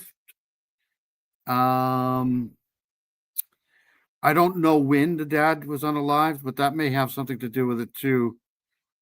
He could have just ran away. I mean, 9 years old though, that's a little bit young. Do you think that's young to run away? Maybe she went to live with an uncle, or the fact that the mother went all the way to Nebraska is telling me that she's probably, I wonder if she's hiding her from somebody or just took her to live with a relative, maybe. I don't know. Story for folks. How about some background about Melody, her mom Ashley, their living arrangements, and any information about Melody's dad? Yeah, Vinny. Well, just to start us off, I've been in contact with spokesperson Raquel Zick with the Santa Barbara County Sheriff's Department. She did confirm with me that when they looked into the home, that home is under Ashley Buzzard and Melody Buzzard. So they do live together. There's no indication of anyone else living there. However, the more I am piecing more information, I'm seeing that neighbors are noticing a common theme here, right? That the little girl was often seen home and sheltered and didn't really get the opportunity to play with other kids on the block. I'm not that far away right now. I'm about 5 minutes away from the Vandenberg Village home. But from what I'm hearing from spokesperson Raquel Zick, who has been, again, communicating with me about the whereabouts of Melody, it seems like at this point, we were able to get confirmation because of that prolonged absence that the school district had brought attention to, right? That they hadn't seen Melody for quite some time. So originally during this investigation, it had been a year long that we didn't know in that timeline of where Melody's whereabouts were. Then that narrowed down to August of 2025. And now with our recent update, the one that you just read there, Vinny, they're now narrowing this down between October 7th through October 14th, which investigators tell me this is really helpful in, again, locating Melody Buzzard and pleading the public to use the information that they're sharing. Have you seen this woman with a child in that white Chevy Malibu any time between that time frame? Yeah, I don't know. It's very suspicious. That's what I'm saying. I wonder if she's, I wonder if she's just kind of worried about her safety. So that's why she, it is weird. Of October 7th through October 14th. And again, when you think about how far Nebraska is from Vandenberg Village here in Santa Barbara County, that's about a 20-hour drive. So if anyone has information, spread those photos around to see if anyone has had the opportunity or chance to locate a Melody in that pathway between here and Nebraska. I'm actually parked right now outside of a gas station, and while I was driving around, there's photos everywhere, flyers that says, "Can you help locate Melody Buzzard?" So the community here is really coming together and trying to spread that word around to help locate her. And how about Melody's dad? What's the story there with dad and with dad's family? Yeah, Vinny. Well, when I first started looking into family members related to Melody, I was first contacted with Elizabeth Meza. She's her aunt from her dad's side. She's married to her father's brother, who also passed away. But from what I'm being told, her father passed away when she was 6 months old in a motorcycle crash. So he wasn't really there to see seeing her grow up through most of her life, unfortunately, through that tragedy. Evidence indicates Melody was with her mother October 7th. That's just awful. 6 months old. Of a motorcycle accident.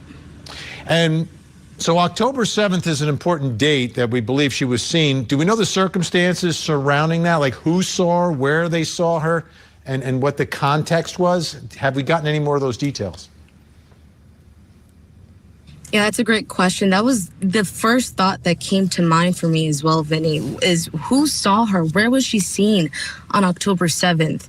From what I'm being told from Santa Barbara County Sheriff's Department spokesperson, Raquel Zick, she tells me that is information that they're not sharing right away. It is part of... Look at this hair. She has amazing hair.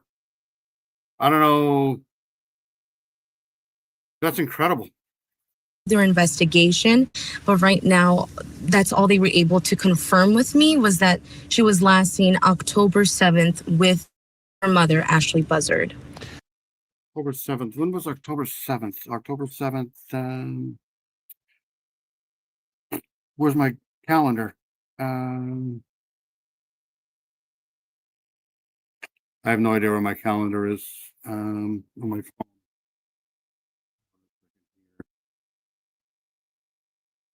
October 7th was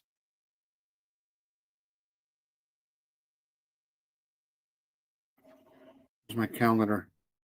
October 7th was a Tuesday. Is there a holiday on October 7th? No.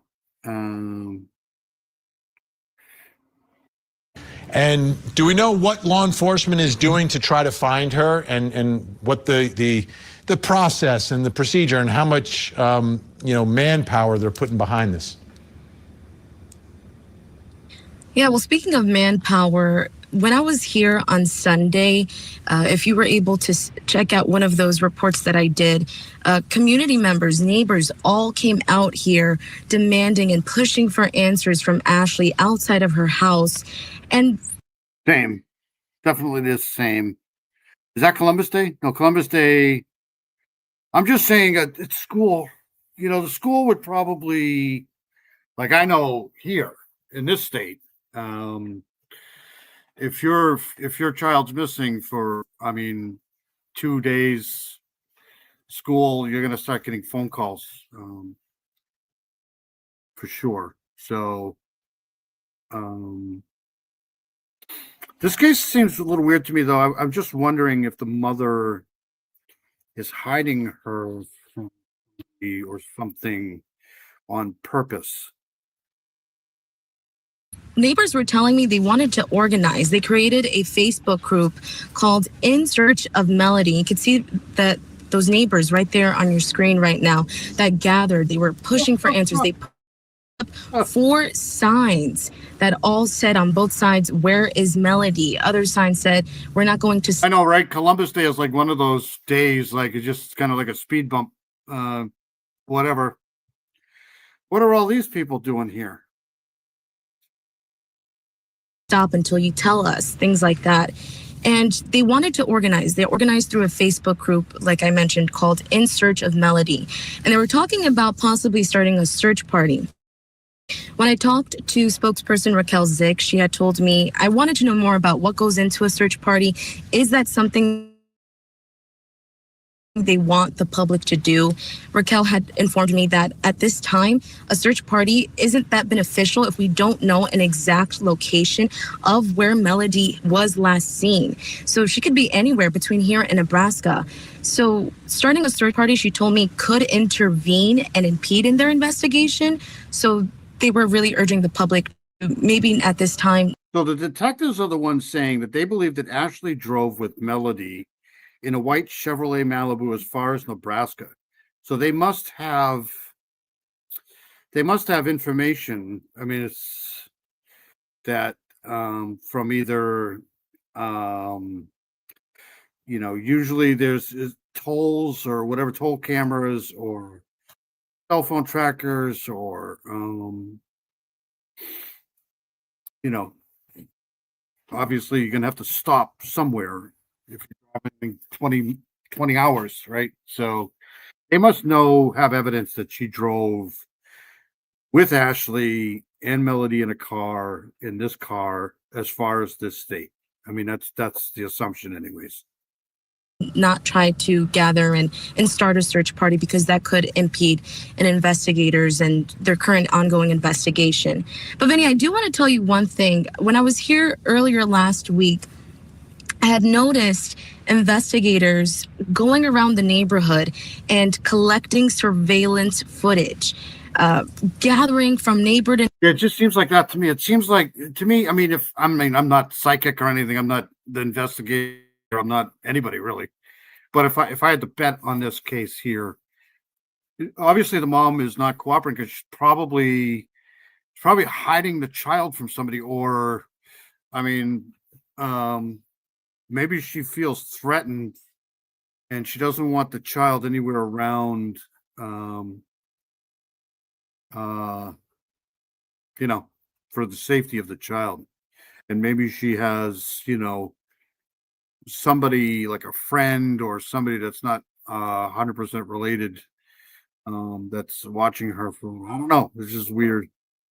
A neighbor seeing how much home surveillance video could piece together a timeline. So I'm expecting and maybe hoping an update soon to see if those surveillance footage videos could expand more on where Melody was last seen and at what time, and any other videos that we could see where she's leaving or entering the home, at least between October 7th and October 14th. Absolutely, be extremely revealing. Let's take a listen, though. You mentioned the public that had shown up. Let's show the folks at home some of. Exactly. I just cell phone data too. Obviously, it's the last thing people forget to shut off is their phones, right? So, what you gather there and speaking with them. We're all looking for answers, but we're showing up today so that way she knows we care. We're here for Melody, and hopefully she will come out and tell us where she's at. Besides the garage being open almost 48 hours now, which we don't know if she knows or not, she was burning something in the fireplace last night, but paper was coming out. Organization is going to be key in this. Like if they're not going to press her until she cracks, I'm sorry, it's time. Yeah, you can see the investment from the public there. Now, I know you also spoke with Melody's grandma. I want to take a look at a part of that interview and then get some more detail. I mean, didn't we just see an interview with the aunt? And the aunt didn't look, did it seem like the aunt looked worried? Not to me. From you. He said, "Did you know that your granddaughter was missing?" And I said, "Missing?" He goes, "When's the last time you talked to your daughter?" I said, "I don't know, 2 years, a year and a half ago." The psychologist that I was seeing said, I said, "Should I be keeping these things? I keep buying them for her for Christmas and her birthday." She said, "If you keep them for her, she'll know that when she was gone, you were thinking about her." What?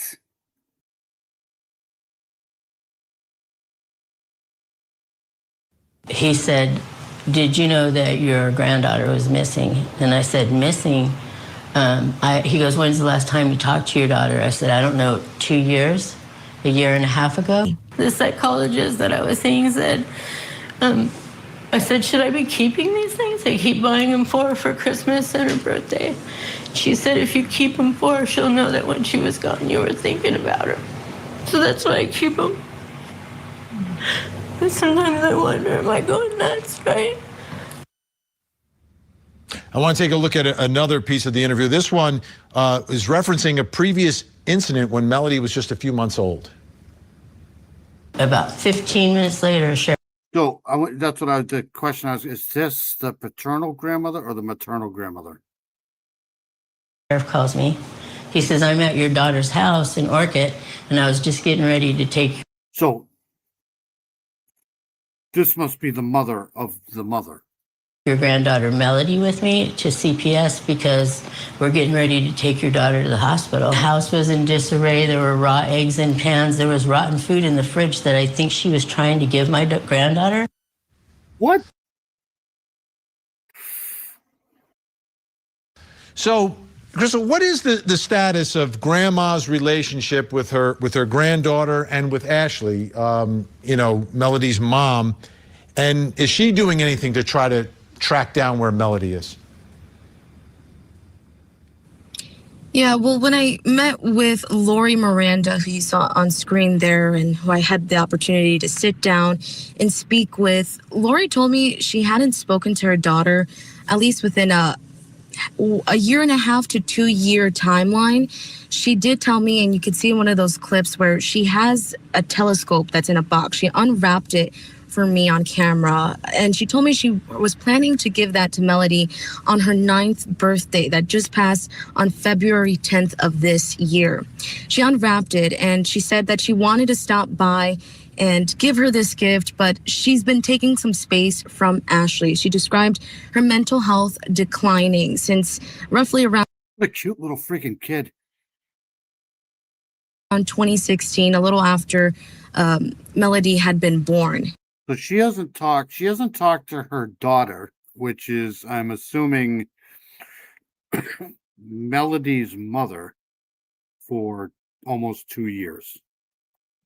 She told me that she suffered with BPD, bipolar disorder, was taking medication, has seen a psychiatrist to treat her mental illnesses. But I can't confirm that. This is just from what the mother had said to me.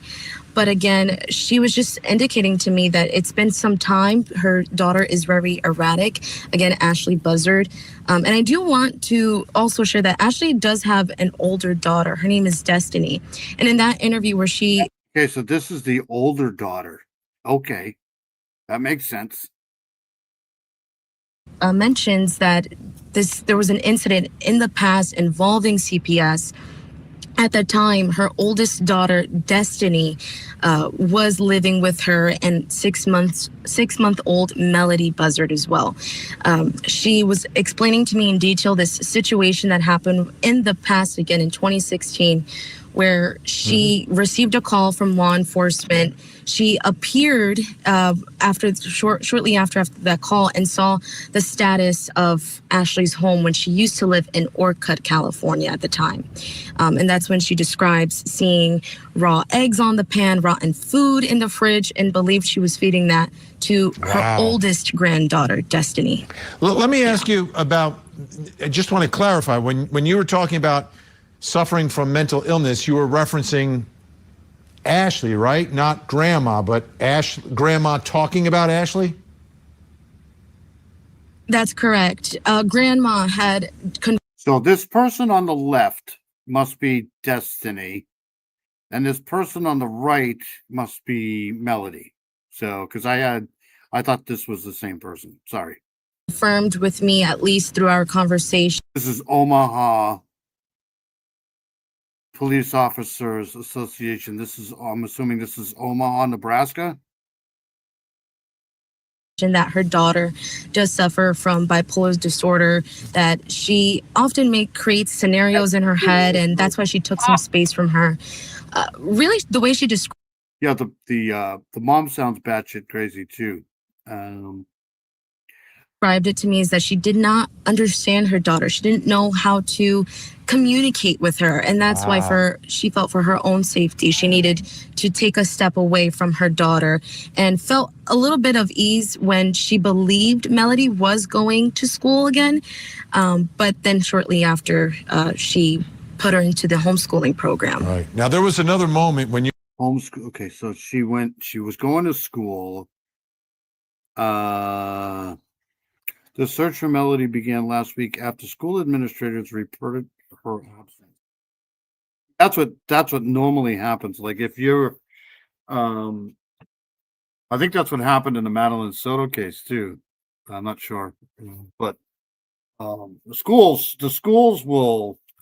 I mean, if you're, especially around here, I don't know how it is out there, but if your kid misses a day or so, you're going to get a phone call these days.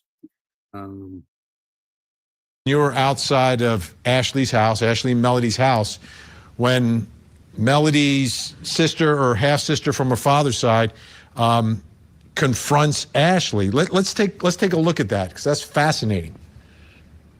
While we were talking, Ashley Buzzard came out of the house. Put it this way, I don't trust anybody in this story at all. Ashley? And Karina quickly approached her.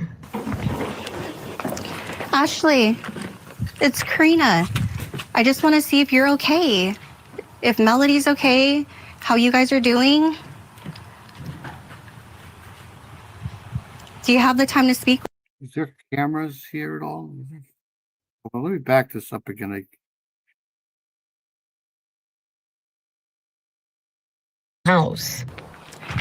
Okay. Damn it. One second here. Confronts Ashley. Let's take a look at that because that's fascinating. While we were talking, Ashley Buzzard came out of the house. Ashley? And Karina quickly. I hate when they cut that like that because how long? I mean, it's just. He approached her. Ashley, it's Karina. I just want to see if you're okay. If Melody's okay, how you guys are doing. Do you have the time to speak with me? Although she did not answer questions Okay, so that's the mom there. about Melody, Ashley stated she was feeling overwhelmed and stressed and told Karina she did not appreciate her being parked outside when she did not want to communicate with her. Wait, this is my number right here. If you ever want to talk to me, I want a relationship with Melody, please. Please, Ashley. Is she okay? Are you okay? Did she mention anything about Melody? No, she didn't. I did ask her if Melody is okay as well if she's okay, but she did not answer. Oh my God, look at this kid. Who's this Karina? Is that the sister? Melody Buzzard's half sister. Wow. So before we run out of time here, Crystal, did you learn anything else from Karina, who is, again, Melody's sister, older sister, half sister, but did you learn anything else from her about the family dynamics? Yeah, that was Karina Meza. She's Melody's half sister from her father's side. Karina was really in distress as well. She just wanted to get in contact with Ashley. She told me she had been out there for some time, wanting to reassure to Ashley that if she needed anything, if Melody was okay. And in that quick snippet there, you see this very quick interaction between the two, Karina and Ashley. Karina told me that Ashley did cut off the family as well as Melody's aunt, Elizabeth Meza. She cut off the father's side of the family about 4 years ago, I want to say. That's weird. That's kind of the father's side. That is strange. Why would she do that? I have a feeling she's trying to protect her daughter. I mean, that's just my. If I had to bet. So there's been very little contact or to any contact at all with Melody. Whether it's a psychological thing or just, I don't know. So she told me that she had a great experience when Melody was around one time, and she had her kids there as well, and the kids were all playing, and she described Melody just being so happy, wanting to be around family, having a big smile all the time. Was very goofy. She's very animated. I mean, if I had to bet, I think there's something going on in the family, and she doesn't. Whether it's a psychological thing, maybe the mom's not all there 100%. Maybe she is. Maybe something happened in her past where she doesn't want that side of the family involved at all in her raising her child, and maybe that's why she's because she took her out of school to be homeschooled. So I don't know what's going on. It's weird. Animated in the videos that I've seen of her. And so when Karina was trying to get a hold of her during that time, it was very short, very quick. And as you have mentioned, Vinny, Ashley has been uncooperative. This is what police have been telling me, is that they're not getting much out of Ashley when it involves where's Melody's whereabouts in this situation. She's not telling anyone. She's not telling Karina police. She's not telling family. This is so frustrating. Crystal, we're out of time for now. Yeah. Great reporting, amazing. All I right. hope you'll come back as we continue to cover this story, and we appreciate you sharing all this information. Thank you so much, Crystal Bermudez, Scripps News Group. She's not telling anybody, which is telling me that, I don't know, it's just, it could be because she doesn't want anybody to know. When we come back, we're going to bring in our think tank and try to get to the bottom of how investigators, prosecutors, or maybe a therapist can get the information that is needed. And the information is pretty simple. Where is... Investigators believe Ashley drove her daughter to Nebraska in a white Chevy Malibu earlier this month, more than 1,070 miles from her current Vandenberg Village home. Look at this kid. Before returning to California. We want the public to think back to the 7th to the 14th. Did you see a mom and a daughter in this vehicle? Ashley knows, but Ashley is saying nothing about her daughter, Melody. Let's bring in our think tank. Joining us tonight, criminal defense attorney, former head New Jersey County prosecutor Bob Bianchi, and national parenting and family relationship expert. Yeah, maybe I'll try to get that. Maybe I'll try to, Munchausen by proxy is the most extreme sense, right? I don't know. It could be something like, I'm not a person who has any knowledge about this stuff here, mentally, psychosis or whatever, but it could be that she's dealing with some sort of, either it's a psychosis thing that she's dealing with, or she's literally trying to protect her daughter from somebody or from something. If your kid was endangered, do you then leave them? If you had somebody that could take care of them, and you feel like you're in a what's that movie there, with what's his face, the good the professor, the good professor or whatever. Maybe she's dealing with some sort of psychosis where she feels being like she's being threatened. For Dr. Sue Kornbluth, great to have you both here. We're trying to get Rick King in the mix here. Oh my God, Heather, we love you. Good night, all. I'll be listening. Can't say bye to everyone. I can't see. Why can't you see? Yeah, we love you, Heavy. I'll be getting out of here too pretty soon. Oh my God, I've been here 3.5 hours. We love you, Heavy. Have a good week. I hope you're feeling okay. Let us know if you're not. Get some sleep. Yeah, I got a couple more I'm gonna play after this and then get out of here. I didn't want to do this, but this is interesting here. Let me ask you, Bob, legally, is there any way to compel this woman to tell the world where her daughter is?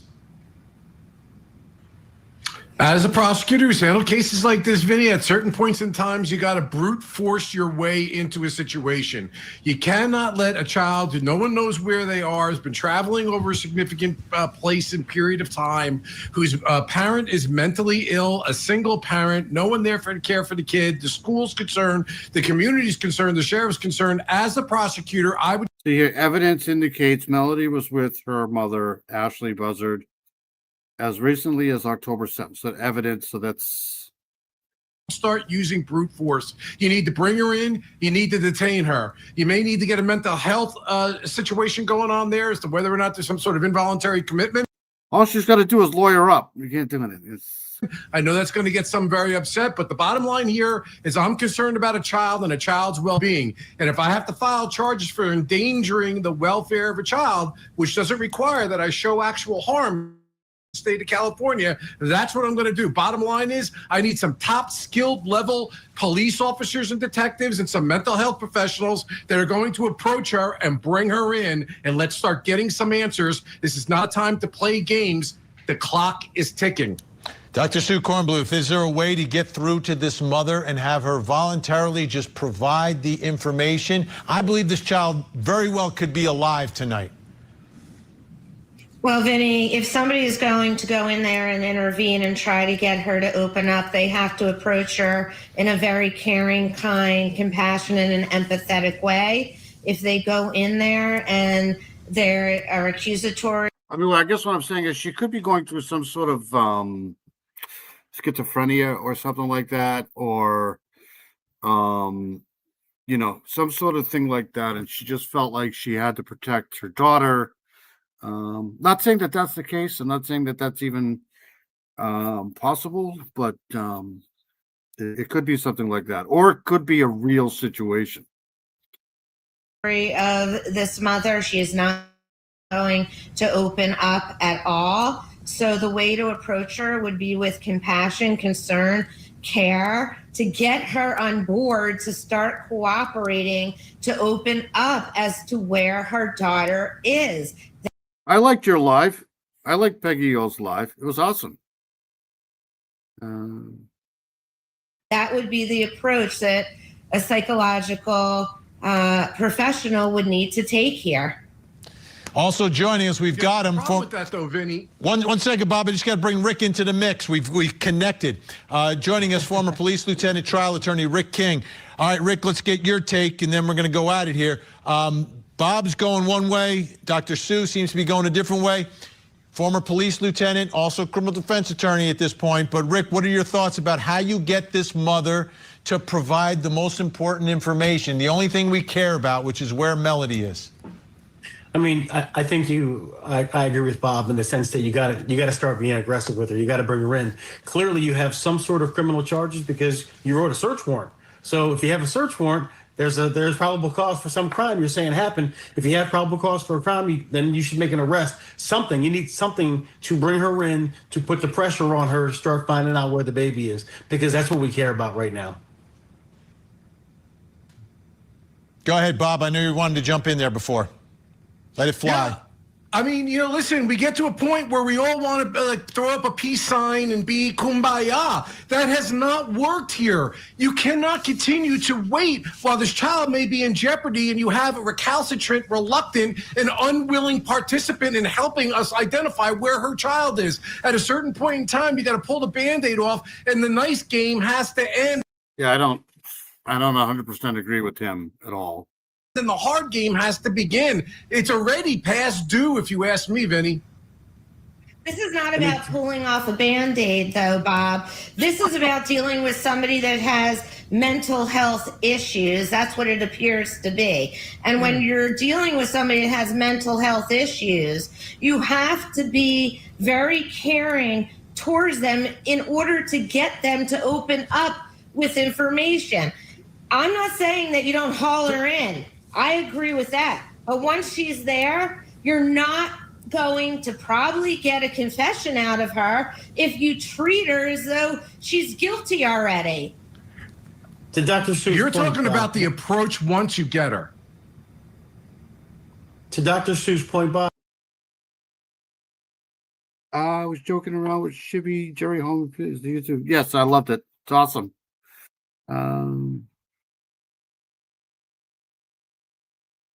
I think you're talking about the approach. Go ahead, Rick. I'm sorry.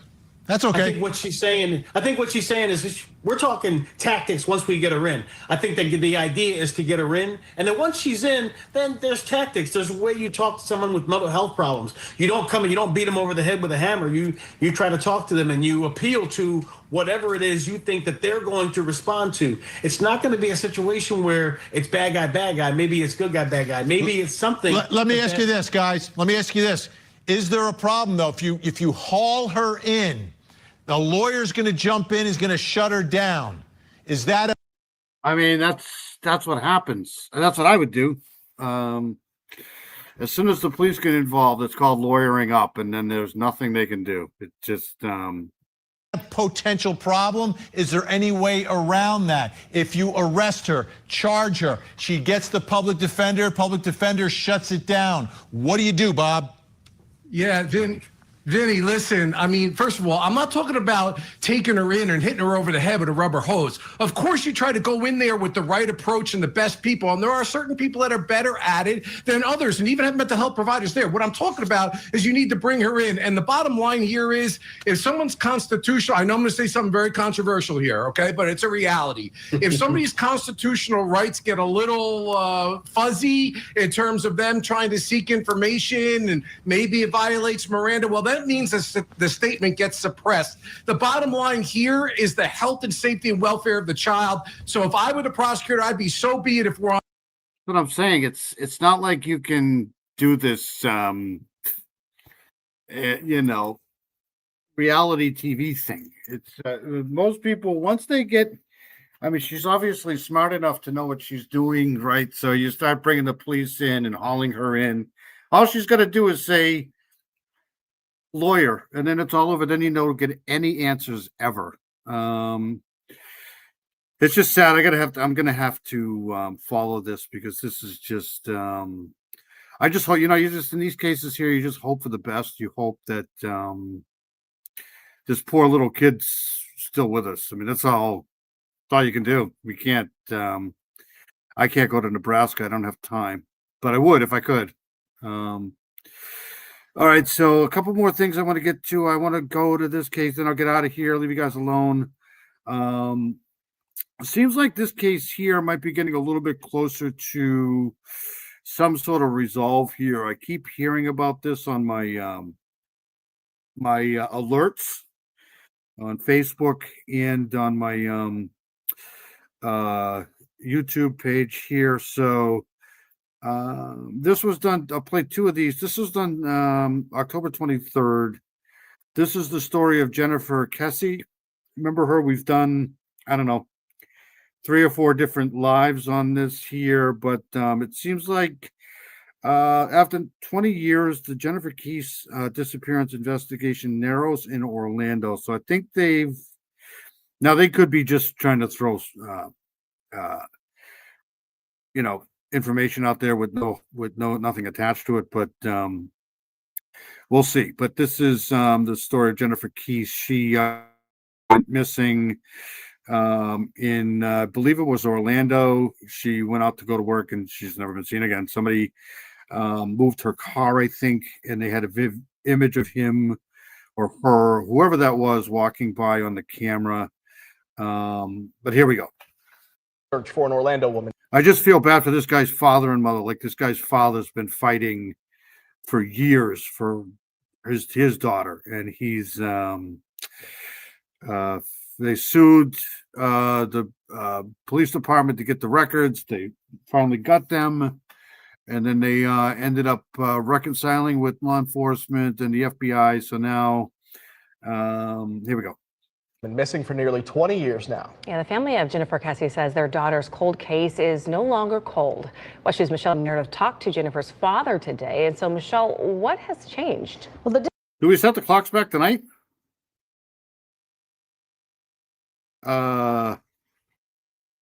Next week. Thank you. I'm just about to freak out. Disappearance of Jennifer Kessie is one of the most baffling cases the nation has ever seen. And at one point, law enforcement was looking at hundreds of people they were interested in. And now that's changed.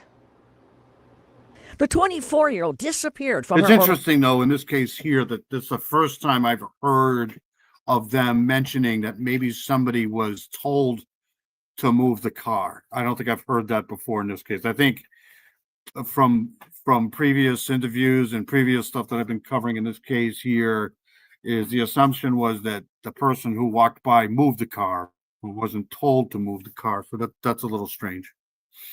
Orlando apartment complex almost 20 years ago, vanished without a trace. Kessie's abandoned car was found several days later at a... There's some sort of a dent on this hood or impression here. I think they said... complex not far from hers. Initially, the only clue police had was a... So here's this guy walking by this fence. but I'm pretty sure they can get a height of this guy here with this fence, so they know how tall he is. It looks like he's wearing all white here, so Picture of this mystery man, never identified because a pole blocked his face in every shot. Even though multiple law enforcement agencies have worked the case, the investigation is now in the hands of the Florida Department of Law Enforcement. And according to Kessie's father, a glimmer of hope comes with news FDLE has narrowed the list of people considered persons of interest down to just a few, even more than he told us earlier this year.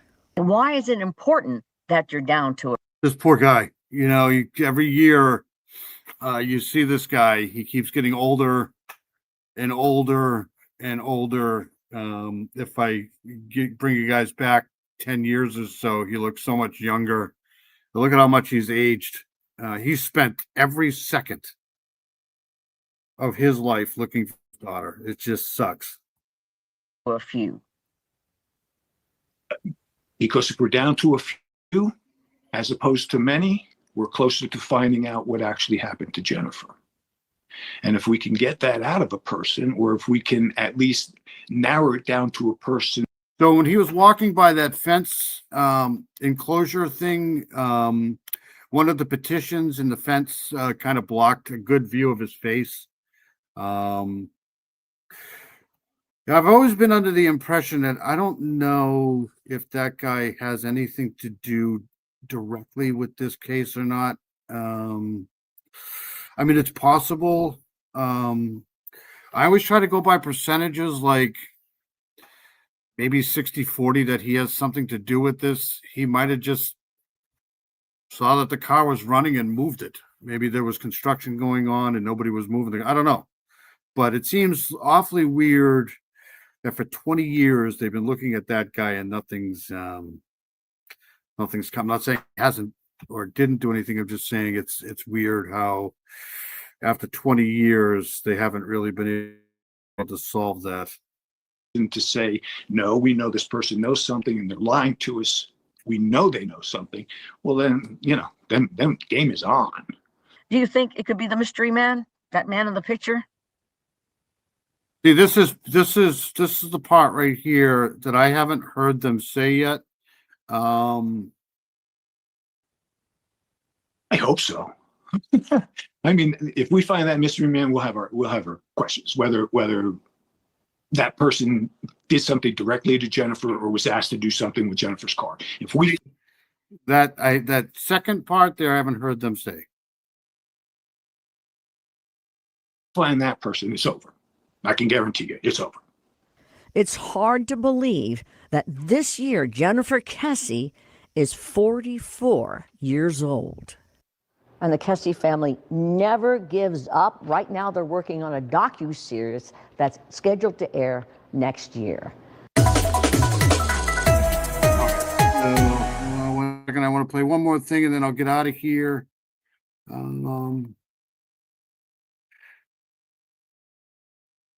We played the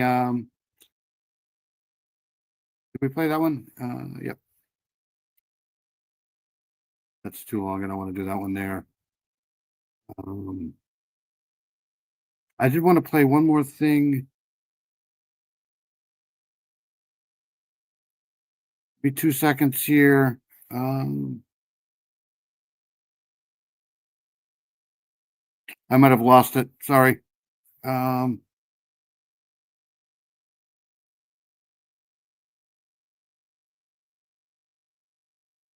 Yeah, I might have lost it. I'll play this one here and then we'll get out of here. Oh, this is the one I wanted to play here. Okay, sorry. Okay, so this was done 6 days ago. I wanted to play this last week, but I didn't have enough time. I don't know if anything's been done with this case or not. If anything's been right, so here we go. This is a second here. Probably come on live tomorrow and do something about the hurricane hold on a second. Okay, I want to play this one here. All right, so the search continues for the 71-year-old Umatilla tribal elder Wesley Jones, missing since October 5th. Wesley Jones, 71, Umatilla tribal elder and survivalist, has been missing since October 5th. Authorities and family continue the search. And this was done October 20th. So here we go.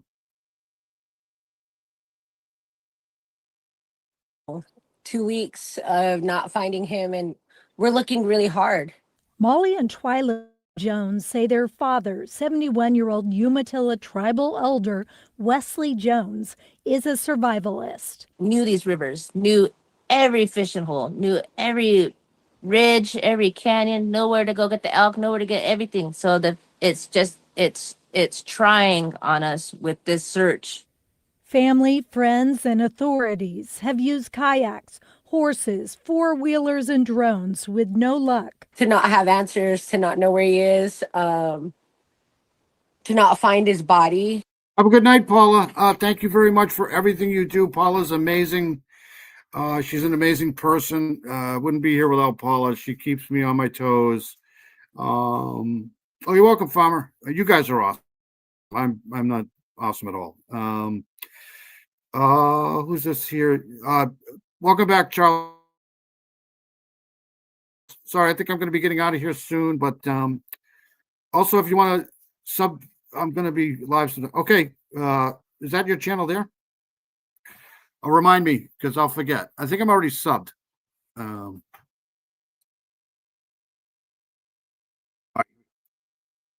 Whoops. Tribal Police Detective William Morris acknowledges there are mysterious factors behind the disappearance based on Wesley's last sighting. He was last seen on Sunday, October 5th, traveling east on Short Mile Road. When the vehicle returned heading back west, he was no longer in the vehicle from what we could see. Police say they found his vehicle at home with a flat. There's things that don't add up, you know, things that he would have for sure had on him, and he left. So it looked as though he had no intention of leaving. At this point, police say there is no evidence of foul play, and they're exploring a number of possibilities. The family says the only way they're going to find their dad is with more resources from both law enforcement and the community. People we don't even know who have showed up and offered. Where is this? I don't even know where this is.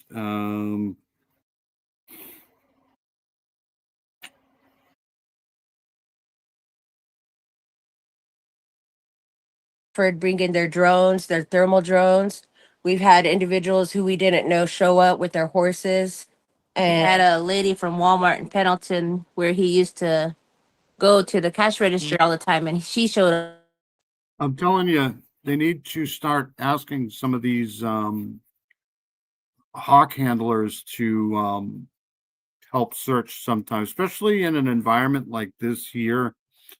You know, you attach a camera to a hawk, you can find a lot of things, man. We love him so much, and it's hard on us. Libby Dowsett, KGW News. All right, so I just wanted to play that. Hopefully they find him soon. That was done a few days ago. You were hanging out at a friend's house. Cool. Let's see here. Yeah, Peggy's got a great channel. Farmer's got a great channel too. Farmer's great. He's doing awesome. Speak to Shibby. We're gonna sub to that. If I'm not sub to Shibby, we got Charles Manson is in here. Necessarily Evil. He's got a great channel. He's awesome with the serial killers for sure. Good to see you, Chuck. Shibby, you're awesome. Thank you, man. It's good to see you on Peggy O's channel, and I forget what other channel you were on the other day. I think it was Dee Dee's channel. It's good to see Dee Dee in here. Thank you, Heather. Thank you, Mustang. Heather's amazing. I hope she's feeling okay. Mustang is awesome. Thank you so much, Mustang, for coming in. Farmer, you're awesome. Thank you. Peggy O is great. Great channel. Subs here. Get her above 500. Hopefully, you can get her to 1,000 here. Peggy O's awesome. She has always great guests on, and she seems to be on at a good time because that's usually when I'm driving or listening. Jocelyn, it's always good to see you. I hope you're okay. I know you're probably working hard. Jocelyn's amazing too. Let's see who else was in here. We had V was in here. I know that because I gave a wrench to V. Dino was in here. Mino Dino's awesome. It's always good to see Mino Dino in here. I'm going to do a GoFundMe account for him for his chargers and shit. I know Miss JCN was in here. Miss JCN's got a great channel too. She does great work. Awesome stuff. Southern Gal, always good to see Southern Gal. I don't think Southern Gal was in here tonight though, but she's still got a great channel. Regardless, I'm not going to get to everybody tonight, unfortunately. I've been on here way too long, 3 hours and 40 freaking minutes. Who else? I know. I think support with Steffa was in here. Steffa's amazing. Steffa's awesome. It's always good to see her in here. Lady Monet was in here. Thank you, Lady Monet, for coming in. Appreciate it. Who else is in here? Fur Baby Daddy was in here. It's good to see Fur Baby Daddy again. Boston Christian. I've known Boston Christian forever here. It seems like on this horrible thing we call true crime.